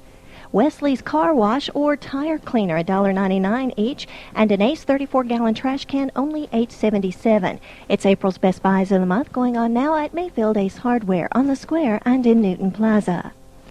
Did you know that termites cause more damage to homes annually than fires, floods, and natural disasters combined? To protect your home from termites and other pests, call Cleary Exterminating at 786-4937. They'll send them packing, termites and beetles, fleas, rats and mice, roaches, and ants. Commercial or residential, we can help get rid of what bugs you. Call Cleary Exterminating on Highway 278 in Covington, 786-4937. At Cleary Exterminating, we make mouse calls. And welcome back to Riverside Park and Newton High School. It is the top half of inning number 5, and the Newton Rams have now taken the lead on the Shiloh Generals. The bats have come to life, and with a 3-run lead, they'll try to hold the Generals. Bill Dolan, your play-by-play. Thank you, Kevin Holden. Scott Lloyd leads it off for the Generals, and a swing and a miss at a good off-speed breaking pitch. Coffin quickly ahead in the count, no balls and 1 strike, and working quickly brings the next one home. And there's a shot down at Brent Johnson. Good play by Brent. He'll take it himself to the bag, and that's going to do it for Scott Lloyd, leading off in the 5th inning. First baseman for the Newton Rams have actually had very good fielding year so far. Lance Coffin has been a steady defensive first baseman, has been actually quite good at times, and Brent Johnson has also done a good job when he's played, and he made a fine play there and a good one earlier this game. And there's a ball hit right back to the mound by Mark Bryan, the shortstop. Coffin over to Johnson, and quickly 2 outs here in the top of the 5th inning. We talk about the good defense at first base. Coffin, the other first baseman on the mound, makes the good defensive play here. And that's going to bring Chris Laird, the catcher, to the plate. Laird grounded out to Sam Allen his first time, and the second at-bat had a single and a stolen base. Coffin brings the first one home, and a little bit low. And once again, the Shiloh batters, that pitch over the middle of the plate down low, but he was ducking in like he's trying to get a call from the umpire there. Here's the 1-0 offering, swing and a miss, and a good pitch by Coffin. One thing about these Generals, Glenn George has taught them quite a bit of the fundamentals, ways to play the game, and they also play a very excited brand of baseball. Here's the next one, and a called strike, and he's now in the hole, 1 ball and 2 strikes. A lot of times the Generals are right there when a person comes home scoring a run, everybody comes out to greet him. And, of course, in the tight games, they make a lot of noise. Here's the 1-2, and that ball hit just off the glove of Sam Allen. It's a fair ball. He knocks it down and keeps it from doing any further damage. That'll be a base hit for Chris Laird, his second hit of the ball game. Sam Allen had a very long way to go to make that play and made a fine play, but it skipped off the mitt. Clean base hit, and with 2 down, it'll be Bill Tanner. Of course, he's hitless, and if Cawthon can keep that up, the Rams can make it out of this. Even if Sam Allen would have come up completely clean with the ball, he would have had a very tough throw to make, and I don't think he would have gotten Laird over at first. Laird with pretty good speed getting down the line. And here's the first one to Tanner, and a swing and a miss. Snap throw back to first, tag, and he is called safe on the play. Brent Johnson, in a little bit of an odd position, was not able to make a quick tag. The ball appeared to beat him, though. I believe it did. Johnson had to come across the body to make the tag. Perhaps a left-handed first baseman might have made that tag cleanly, but Johnson had to wheel around to tag Chris Laird. The 1-strike pitch coming, fouled straight back to the screen, and Cawthon quickly ahead, no balls and 2 strikes. And he's doing what he does best, staying away from the bases on balls. He's walked 1 in this game. Granted, he struck out only 1, but he has not allowed an earned run so far. Bear in mind, it's 6-3, but all 3 of those runs came because of a couple of defensive miscues in the first 2 innings. And here's the pitch, and just a little bit outside. Brian Moon thought it was strike 3, but once again, this umpire is not giving that outside corner like so many have all year. 1-2 the count now. Cawthon snap throw to first. Oh, and just a little bit higher. I think they would have had him picked off. The pickoff throw was right up around letter high, and Johnson had to take that and bring it down to tag Chris Laird. Otherwise, we might have been headed to the bottom of the 5th. Laird gets his lead, not quite as far as last time, and here's the pitch up high for a ball. That's going to even the count now at 2 balls and 2 strikes with 2 outs here in the top of the 5th inning. And the Rams all of a sudden look like the Rams that we're used to, and not the Rams of the first few innings, still shell-shocked from that game against Brookwood. Here's the 2-2. The runner is going, swinging a chopper to Sam Allen at third. He's up over to first, and that's going to do it for the Shiloh Generals in the top half of the 5th inning. The Generals get no runs. They had 1 hit. There were no Ram errors and 1 runner left on base. We head now to the bottom of the 5th inning with your score. Newton 6, Shiloh 3. You're listening to exciting Newton Ram baseball right here on WGFS AM 1430. Your guide to lawn care, farming, and gardening is the Farm and Garden Depot on Emory Street in Covington. For animal health, they have vitamins, dewormers, Happy Jack and Adams flea products, rabbit cages and supplies, chicken feeders and supplies, and AG spot sprayers. That's the Farm and Garden Depot, 4125 Emory Street, behind Burger King in Covington. 787-3870, 787-3870. Shop at J.C. Pools on the Square in Covington for these Easter specials. Come see the beautiful selection of Easter dresses at J.C. Pools. Dresses galore by Melissa, Melissa Petite, Maggie Boutique, and Plaza South. Racks of ladies' shoes now $25.99, and new shipments of ladies' handbags have arrived in time for Easter. Remember to visit our men's store for the latest in fashion. We carry big and tall sizes to 4X and size 56 in suits and pants. Shop at Pools on the Square in Covington for the latest in fashion and the best in quality. J.C. Pool on the Square in Covington. In some fun, slip into evergreen. Show the world the mood you're in. This week at Goodies, save on Levi's Orange Tab denim shorts for both men and women. Choose men's $5.50 relaxed fit or $5.60 loose fit style, and $9.50 or $9.51 relaxed fit style for misses and juniors. Only $23.99 each. This week at Goodies Family Clothing. Goodies feel like you. Welcome back to Riverside Park. We are at Newton High School right here in Covington, Georgia. It is your own number 1 in Quad A Newton Rams as they take on the Shiloh Generals in 8 Quad A South regional action.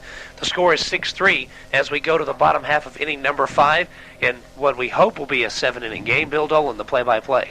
Thank you, Kevin Holden. And Sam Allen will lead it off. He'll ball drilled down the left field line. That ball is fair and into the corner. Sam Allen rounds first. He's heading for second. He'll make it easily as the throw comes back in. A leadoff double for senior Sam Allen. And doing it the way he did it late last year, turning on a pitch and driving it down the left field line to left and left center was where he was absolutely drilling the ball during the postseason last year. And as we warm up the weather and warm up toward postseason, it looks as if Sam Allen is warming up a 2-hit performance here. And that's a man the Rams need to continue their drive towards the playoffs. Lance Cawthon steps to the dish. Here's the first pitch, and that's a called strike on the delayed call by the umpire. Lance in the hole, no balls and 1 strike.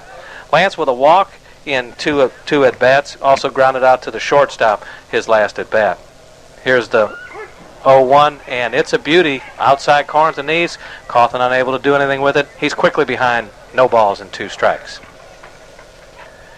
Would be very important here for Lance to at least hit the ball and try to move Sam over, get him over to third with less than 2 outs here.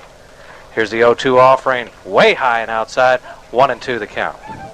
And Benji Law, a little unhappy with himself. Looked as if he altered his delivery just a little bit to move that pitch outside. Ended up throwing it about 2 feet outside. Pickoff play, Sam Allen with a head-first slide back in. And that's probably the shortest skid marks we'll see all season. I think that only goes about 3.5 feet out there as he was relatively close to the bag. If he were farther away, perhaps we would have seen something longer. Of course, he didn't have the head start either. Cawthon just fouls that one back, and that appeared to get a little piece of the catcher, Chris Laird, bouncing off the top of his helmet, but he seems to be okay. Chris Laird, a tough little catcher. He has been a consistent player for the Shiloh Generals the last several years, as a matter of fact. Cawthon fought off a tough pitch there to stay alive. Like I said, at this point in time it would be important if he could just at least move Sam Allen, the runner, over to third. 1-2 the count. Benji Law from the belt brings it home. And there's a shot. And to the shortstop, and he throws it away. Sam Allen will score, and Cawthon will have to hold at first base as the first baseman is able to recover it. Looked like a carbon copy of a play we saw earlier this game involving the Newton Rams on an easy grounder to Ryan Allen. His throw to first base was over the first baseman and over just about everybody around here at Riverside Park. That one was several feet over the first baseman's head. This time the first base fence holds it. That keeps Cawthon at first. However, the run does score. And you have to wonder about Sam Allen actually breaking on that play. Had the shortstop decided to go to third, they would have had Sam easily, but fortunately nothing happened. And here's the first pitch to Brent Johnson, and it's behind him for a ball. Johnson had to duck, down, and in to be out of the way of that pitch that was right about head level. Brent's 0 for 2 in this game, would like to get in on the hit parade. Here's the 1-0 offering to him, and that's a called strike outside corner at the knees. That evens the count at 1 ball and 1 strike. Nobody out yet here in the bottom of the 5th as the Rams now up 7-3. Cawthon with a short lead from first. Johnson ready for the next one. And that pitch is a little bit low and away, and that makes the count 2 balls and 1 strike. Bill, there has not been an inning in this game in which the Rams have not had at least 2 base runners. They've had at least 2 in every single inning. They had 4 last inning and 4 the inning before. They certainly have had their chances, and now they're starting to capitalize on them finally, like the Rams we know in the past. Those missed opportunities are the ones that come back to haunt you. There were so many opportunities in both games this week where had they scored the runs, the rallies wouldn't have mattered. And the next one to Johnson, way outside. Good stop by Chris Laird as he went out and got the outside pitch. 3-1 the count now to senior Brent Johnson. If you're the Rams, this is a good game to play under these circumstances, having lost 2 in a row. Taking on a team that's 0-7 in the sub-region, you get a chance to regroup, re-execute, and bear for the rest of the year. And there's a fly ball to center field, and the center fielder, Mark Hensel, comes in easily and makes the play, and that's going to be the first out of the inning. Johnson drove that one hard, very hard as a matter of fact, but unfortunately right where Hensel was standing. And, of course, with the wind blowing in from left towards right, the ball held up there easily. And actually, Mark Hensel almost laid back a little too long on it, just coming in and made the play, though. And that's going to bring Ryan Moon to the plate. Ryan with 2 base hits so far in this game and a run scored. Throw over to first, Cawthon back easily. Ryan Moon, a 2-hit performance in this game, as you said. Ryan Allen with 2 hits, Brian Moon with 2 hits, Sam Allen with 2 hits. The Ram bats are warming up. Here's the next one, and it's in the dirt, and Cawthon was off and running, and he is out on a stolen base attempt. The ball, and he appeared to get there just about the same time, but a good tag by the second baseman, and Cawthon is out stealing. Well, credit Cawthon with this much. Good heads-up base running. As soon as he saw that one bounce in front, he's up there trying to get into scoring position. The Rams are up by 4, but they are continuing aggressive running on the base paths. And that pitch was a ball, of course, to Ryan Moon. He bats now with the bases empty and 2 out with a 1-0 count. And another one of these Shiloh conferences going on. Something apparently has happened to Chris Laird, the Shiloh catcher. He is back in the Shiloh first base dugout as Benji Law and Mark Lordo discuss things out at the pitcher's mound. Something may have happened on that last play. The pitch was out in front of Laird. He had to scoop it up out of the dirt and throw to second base. May have done something to his finger somewhere along the way. Appears to be shaking his hand, or even he's grabbing his elbow a little bit now. You wonder if he might have hurt himself throwing. Looks like he's got an ace bandage on his throwing arm right now. And don't think that Coach Joe Brassfield hasn't seen that. That'll be a big indication, especially for a team that likes to be aggressive like the Newton Rams on the base path and steal a lot of bases. Well, Lance Cawthon's perfect season at stealing bases is now over as he's gunned on that play, and he's now back to 500. Ryan Moon with a 1-0 count and waits for the next one. And that's a called strike, a little bit of an off-speed pitch, outside corner. That evens the count at 1-1. Well, Lance Cawthon can say this much. Leads the team in stolen base attempts in this game, no doubt about it. Here comes the 1-1 to Ryan Moon. And that's a called strike on the outside corner. Moon a little unhappy with that call. He falls behind now. 1 ball and 2 strikes with 2 outs here in the 7th inning. Benji Law from the full wind brings it home. And Moon with a little chopper. Third baseman in. Good play. Throw. Got him on a good scoop also by Mark Lordo, the first baseman. Ryan Moon is retired. 5-3 in your scorebook. But the Rams pick up another run. They did so on 1 hit. There was 1 big error by the Shiloh Generals and no one left on base. We head now to the top of the 6th inning with your score, Newton 7, Shiloh 3. You're listening to Ram Baseball right here on Covington's radio station, WGFS AM 1430. Charles Evans Nissan refuses to be undersold. We will meet or beat any advertised price on any in-stock unit.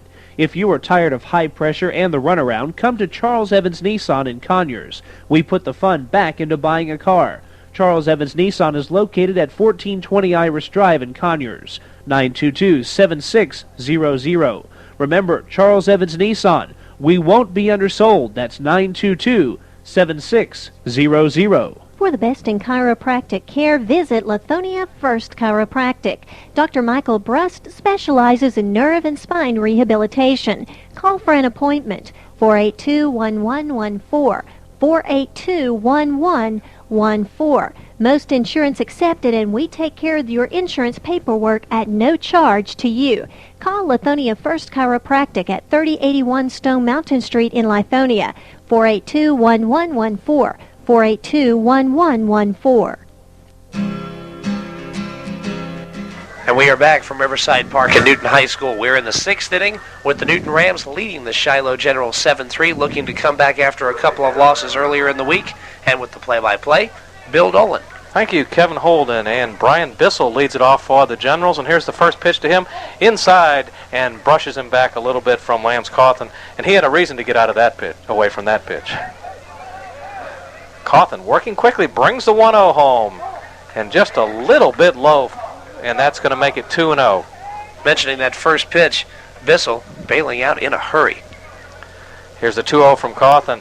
There's a called strike on the outside corner to knees. Once again, the delayed call by the umpire, kind of a broadcaster's nightmare. The 2-1 from Cawthon, and here it comes, and that's a ball. 3-1. Cawthon in danger of walking, only his second batter. Bissell digs in looking for something to hit. Cawthon from the wind brings the 3-1. That ball's driven towards left field. Matt Easterday almost in his tracks. Hauls it in for the first out in the 6th inning. 1 down here in the 6th inning. And that's going to bring Eric Mathis to the plate. Mathis started out in the outfield, came in and pitched, and then went back out to the outfield. and no telling where he'll end up before the game's over. He has flied out to Luke Allen twice so far in this game. And he's going to bunt, and he misses it, and that's a strike as Cawthon quickly gets ahead. Mathis is a left-handed batter. He was trying to drag bunt that ball, but left the batter's box just a step or so too soon. Cawthon from the line brings the 0-1. A little bit outside, 1-1 to count. The Rams have gone in front now, 7-3. Here's the 1-1 offering. Swing and a miss at a good off-speed pitch by Cawthon. He really pulled the string on that, taking something off it, and Mathis was not able to catch up with it. 1-2 the count, and here comes the next one. That ball's popped up.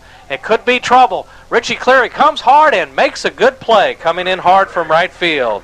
So that's 2 outs now in the top of the 6th inning. And when that one left the bat, we had a feeling that would land in the no-man's land down the right field line where neither the first baseman nor the right fielder could make it. But the ball stayed up. The wind is blowing again toward right field. Made the ball stay up so Cleary could make the catch. And Richie did get a good jump on the ball, came in and made it look rather easy. When it was first hit, I thought it was going to be in that no-man's land, but the wind, the ally of the Rams this time. And there's a pitch, a called strike 2. Mark Lordo now playing first base. Originally started the game as the DH. He's behind 0-1. Cawthon brings the next one. Swing and a miss, and that makes the count no balls and 2 strikes. Once again, Cawthon right around the plate with everything, and he really fooled him bad with that off-speed pitch. He shakes off a sign from Moon and prepares to bring the 0-2, and here it is. Oh, and a fastball just off the plate, a very good 0-2 pitch. Lordo is the only person in the Shiloh lineup that Cawthon has not retired at least once. And there's a shot to left field. Easterday on his horse, and he kicks off his glove and away from him. Lordo will have to hold it first as Easterday gets it back in time. Almost a great catch by Matt Easterday as he dove for the ball, was able to knock it down and keep it from getting to the wall. He had to run toward the left field line to make that play and dove across his body to try to make it, but the thing just skipped off. It'll be a base hit. It appeared that he didn't get a great jump on the ball, and it really could have spelled trouble had it gotten by him, but fortunately he was able to knock it down. That's going to bring Benji Law, who is now pitching, up to the plate. Here's the first pitch to him, and that's a ball just a little bit low. Benji Law, like Eric Mathis, has flied twice to Luke Allen in center field. Cawthon ready to bring the next one, and here it comes. And there's a called strike. That evens the count at 1 ball and 1 strike. We're in the top of the 6th inning here. The Rams on top, 7-3. Snap throw over to first and back easily is Mark Lordo. In fact, he goes in standing up. Cawthon has pitched a very interesting game. He's given up 6 hits, none of them for extra bases. He's given up a ton of fly ball outs and only struck out 1, but he's only walked 1.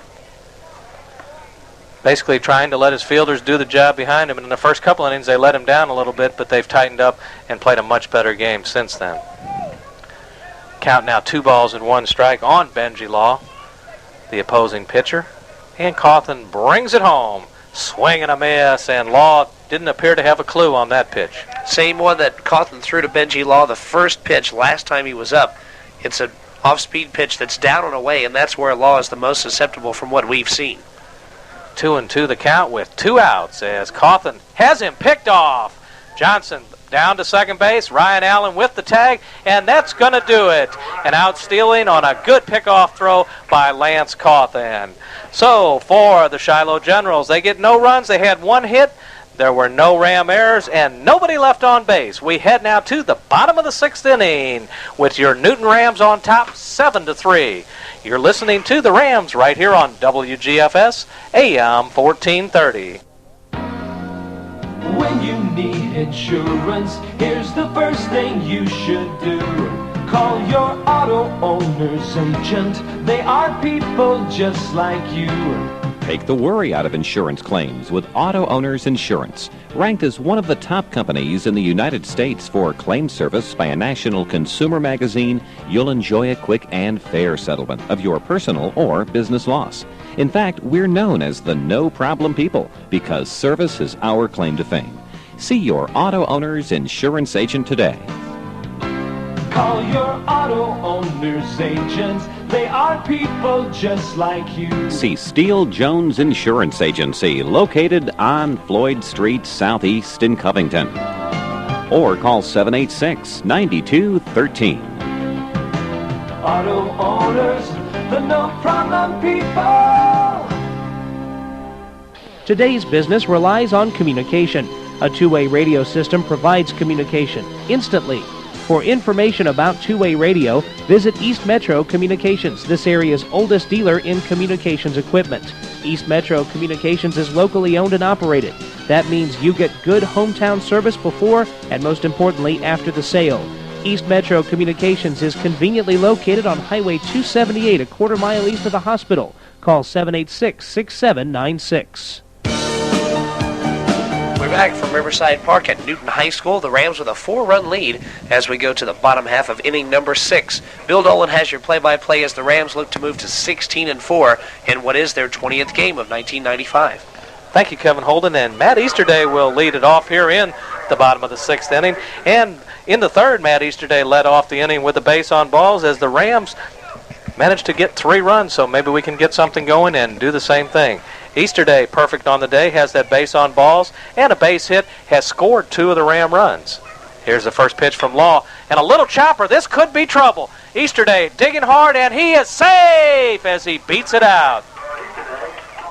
Easterday showing the good hitting that we saw from him earlier in the year. He was a 400 hitter coming into the games a few weeks ago. Easterday 2 for 2 in this game now with the walk, and here just a perfectly placed chop right over the pitcher's head. Second baseman Scott Lloyd could not make the play. And Matt Easterday getting down the line quickly. You had the feeling when you saw the ball go over the pitcher's head that it might get in there for a base hit. And good hustle by Easterday. The Rams with the leadoff hitter on again. Ryan Allen steps to the plate.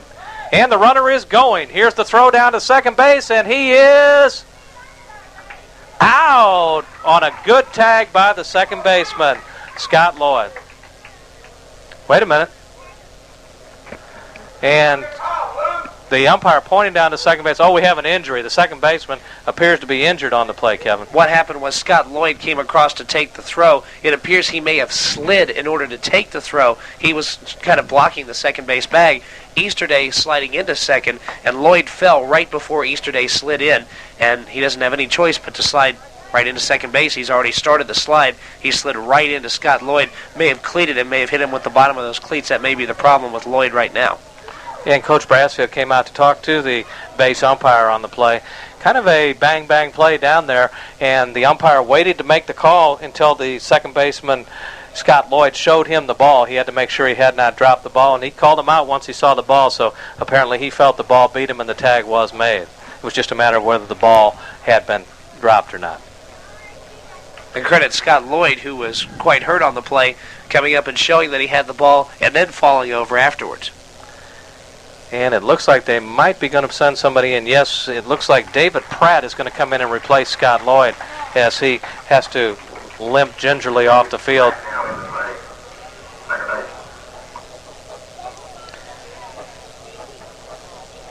So for the Newton Rams here with no one on base now and one down, the top of the order will have a chance here against a righty. The last time they saw him, they led off with 2 base hits against the right-hander. And Ryan Allen is perfect on the day also. He has 2 base hits and a base on balls. And here comes the first pitch from Benji Law to him. And there's a shot up the middle, and Ryan Allen with another base hit. He continues his torrid hitting. Perfect this game, 3 for 3 with a base on balls. Did very well against Brookwood, and he's heating up at what would be exactly the right time.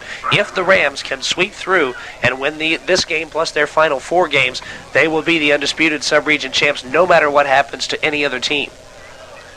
That's absolutely correct. Of course, the big game will be against Parkview, but every game right now is big. As easily as they could end up the first-place team, they could get knocked out of the playoffs if they have any more games such as we've had to experience this week. Brian Moon steps to the plate, and a pitch out from Shiloh as they looked for Ryan Allen to be going. Brian Moon also with a perfect day on going. He's 2 for 2 with a base on balls and a run scored. You win games when the top of your order gets on base, and in 7 trips to the plate, Newton Ram 1 and 2 hitters have been on 7 times. And here's the next one, and Allen is going. It's another pitch out. Here's the throw, and he is out stealing again. The Shiloh Generals pitched out 2 consecutive times, something you don't see very often, but it paid off as Ryan Allen was gun stealing. Generals knew something the Rams didn't. The Rams probably trying to run on that right arm of Chris Laird. He had some troubles with it earlier, and the Rams may have been trying to take advantage. Glenn George might have known, however, that Laird's arm might have been okay. It certainly has been on the last 2 there. And here's the 2-0 to Moon, and it's down low and in the dirt, and that makes the count 3-0. Brian Moon batting now with no runners on and 2 outs. Here's the 3-0, and that's a called strike as it was up just a little bit high in the strike zone, but the umpire gave that call. 3-1 the count now on senior Brian Moon. He digs in looking for something to hit, and here comes the 3-1, and that's low and outside, and Brian Moon also keeps his perfect day going with a base on balls. Good at bat for Brian as he made him throw him a pitch. He didn't. He's on with 2 outs. It's also the first free pass that Benji Law has allowed since coming into this game. Talking about the playoff picture, if the Rams lose one of these final 5 sub-region games, they probably won't be the sub-region champs. That's how close it is. Luke Allen up to the plate, swings and misses at a pitch probably 6 to 8 inches off the outside corner of the plate. Luke having a rough day at the plate so far. He's 0 for 2 and also has a sacrifice fly to his credit and an RBI. Here's the pitch. Oh, and there's a balk called again as he failed to come to a complete stop. Benji Law with his second balk called on him as he failed to come to a complete stop, and that'll move Brian Moon over into scoring position. And the home plate umpire was taking a close look at him. He did balk the one time before, and here he definitely did not come set before starting his delivery home. And once again, we talked about it earlier, you have normally a fielder in there pitching, not real adept at pitching, and some of the finer things as far as pitching. Luke Allen is ready for the next offering from Law, and here it comes. And that pitch is inside and a little bit low, and that makes the count 1 ball and 1 strike. Brian Moon dances off of second base. The Rams would like to pick up another one here if they can. Benji Law has his sign from the belt.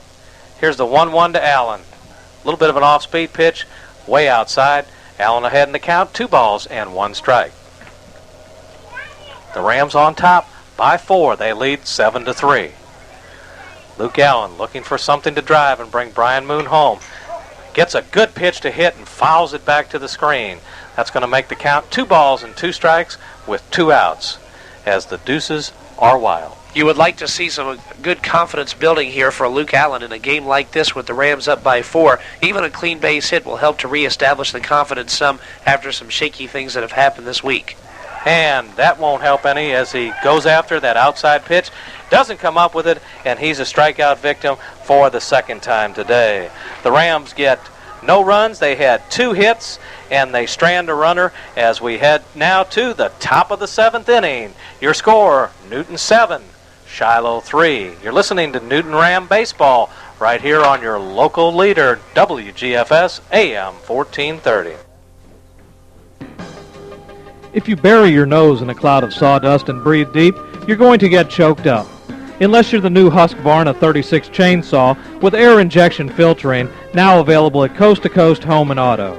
Husqvarna's exclusive air injection saws run up to 20 times cleaner than any other saw on the market. With the Husky 36, you can work harder and longer without stopping for a filter change. What's more, an ergonomic design means that you can last nearly as long as your Husky. An angled front grip puts you in a comfortable working position that's less prone to fatigue, and vibration is kept to a minimum by separating the handles and engine unit. At only $199.95, you can't buy a better saw for home or farm than the Husqvarna 36 with air injection. So to keep your nose clean, stop by Coast to Coast Home and Auto on the Square in Covington to see the 36 and our entire line of quality Husqvarna products. And welcome back to Riverside Park at Newton High School. It is the 7th inning, and the Rams are 3 outs away from clinching another Sub-Region A Quad A South victory, making this one over the Shiloh Generals. They are up 7-3. Here to close things out, Bill Dolan.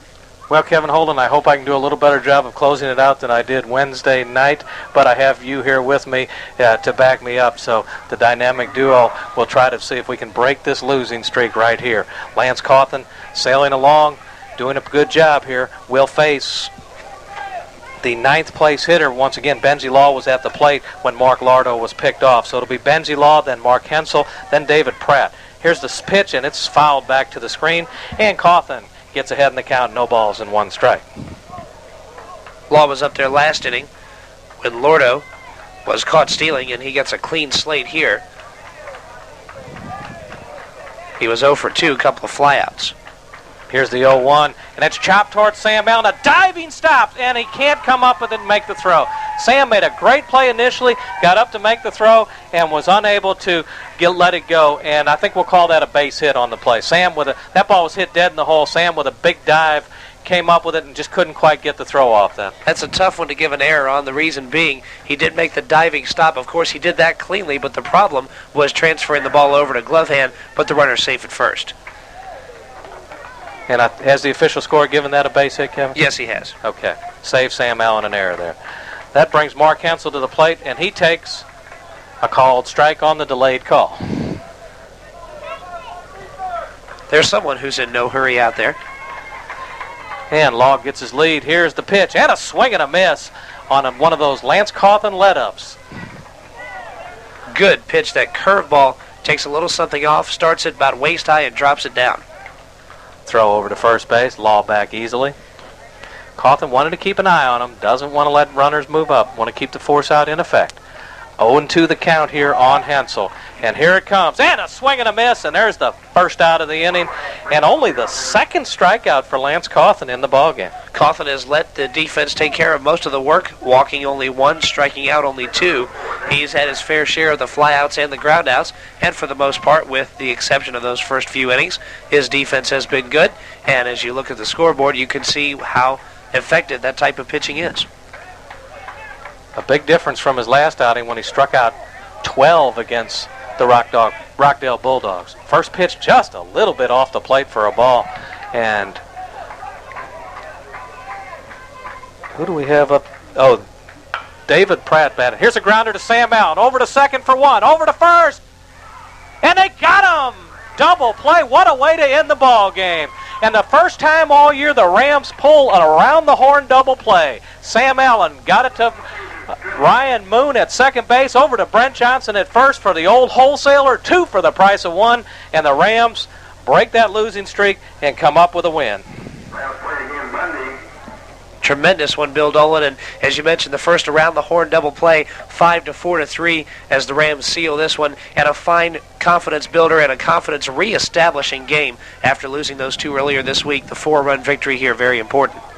Absolutely, and we'll be back with your totals and highlights in just a moment. The Rams with a big victory, 7-3. You're listening to Newton Ram Baseball right here on WGFS AM 1430. Fit in some fun, slip into agreement.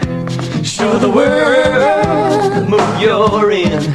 During Goodies Easter sale, you'll save on the entire selection of misses, juniors, and plus-size dresses.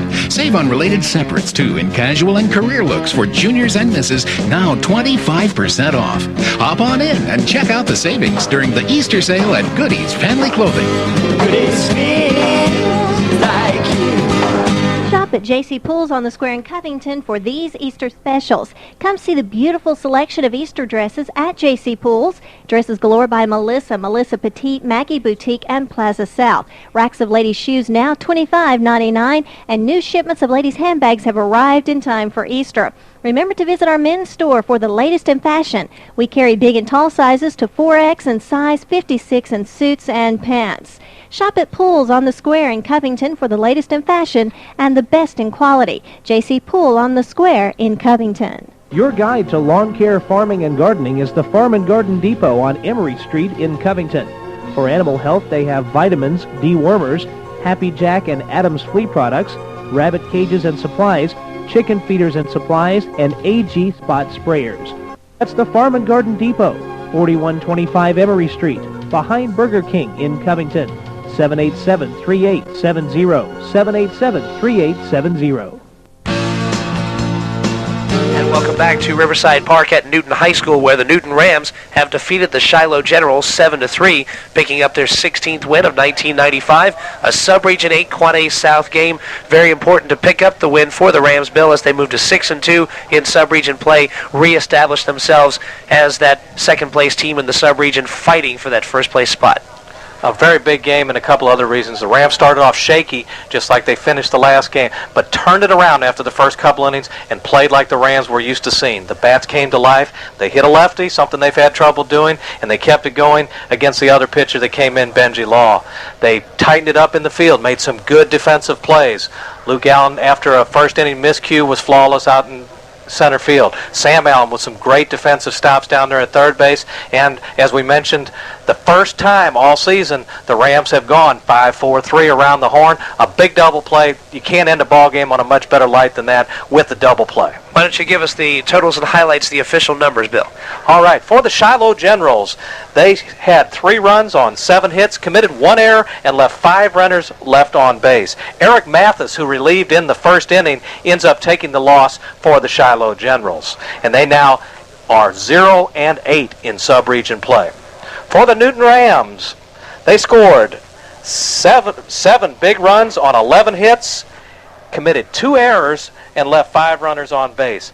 Lance Cawthon started, went the distance, 7 innings, only gave up 7 hits, 3 runs, none of them earned. So his ERA will drop considerably. Struck out 2 and only walked 1. Another outstanding performance from Lance Cawthon.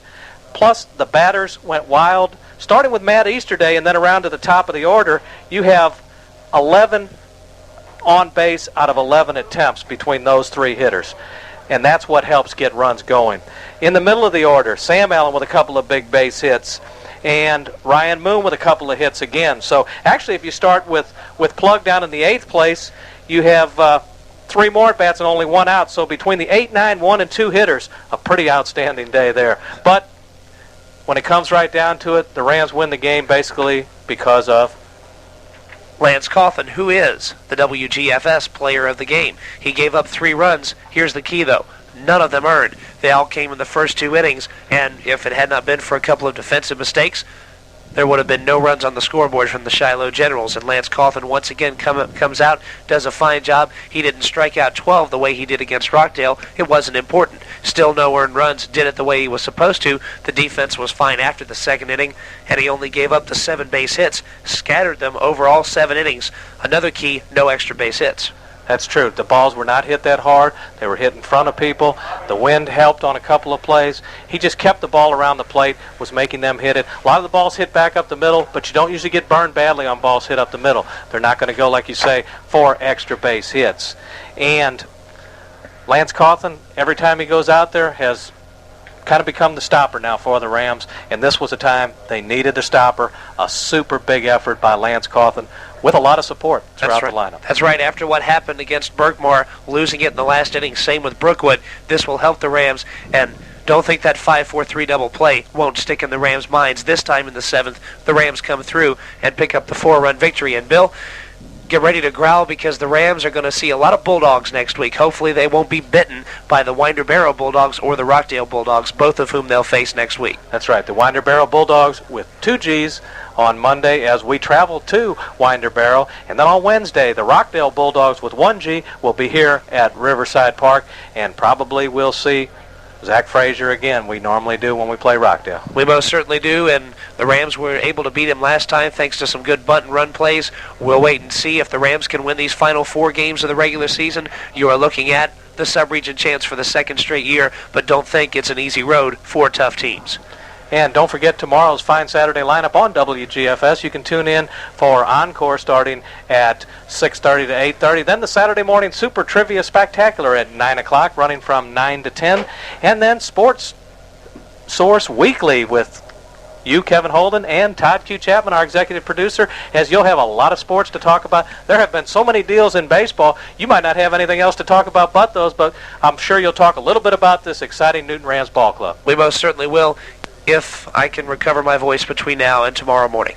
And I may even stop by and talk a little bit with you guys about the Rams, because I'm very excited about this. This really a big win for the Rams tonight. We'll probably start off Sports Source Weekly about 10:06 talking about the Rams, so be there. I will be.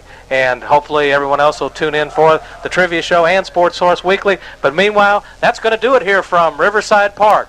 If you're a Newton Ram fan, you can go to bed happy tonight. The Rams have turned it around with a big 7-3 win over the Shiloh Generals. And for my play-by-play partner, Kevin Holden, and a special thanks to executive producer Todd Q. Chapman, the man who makes everything happen for us out here.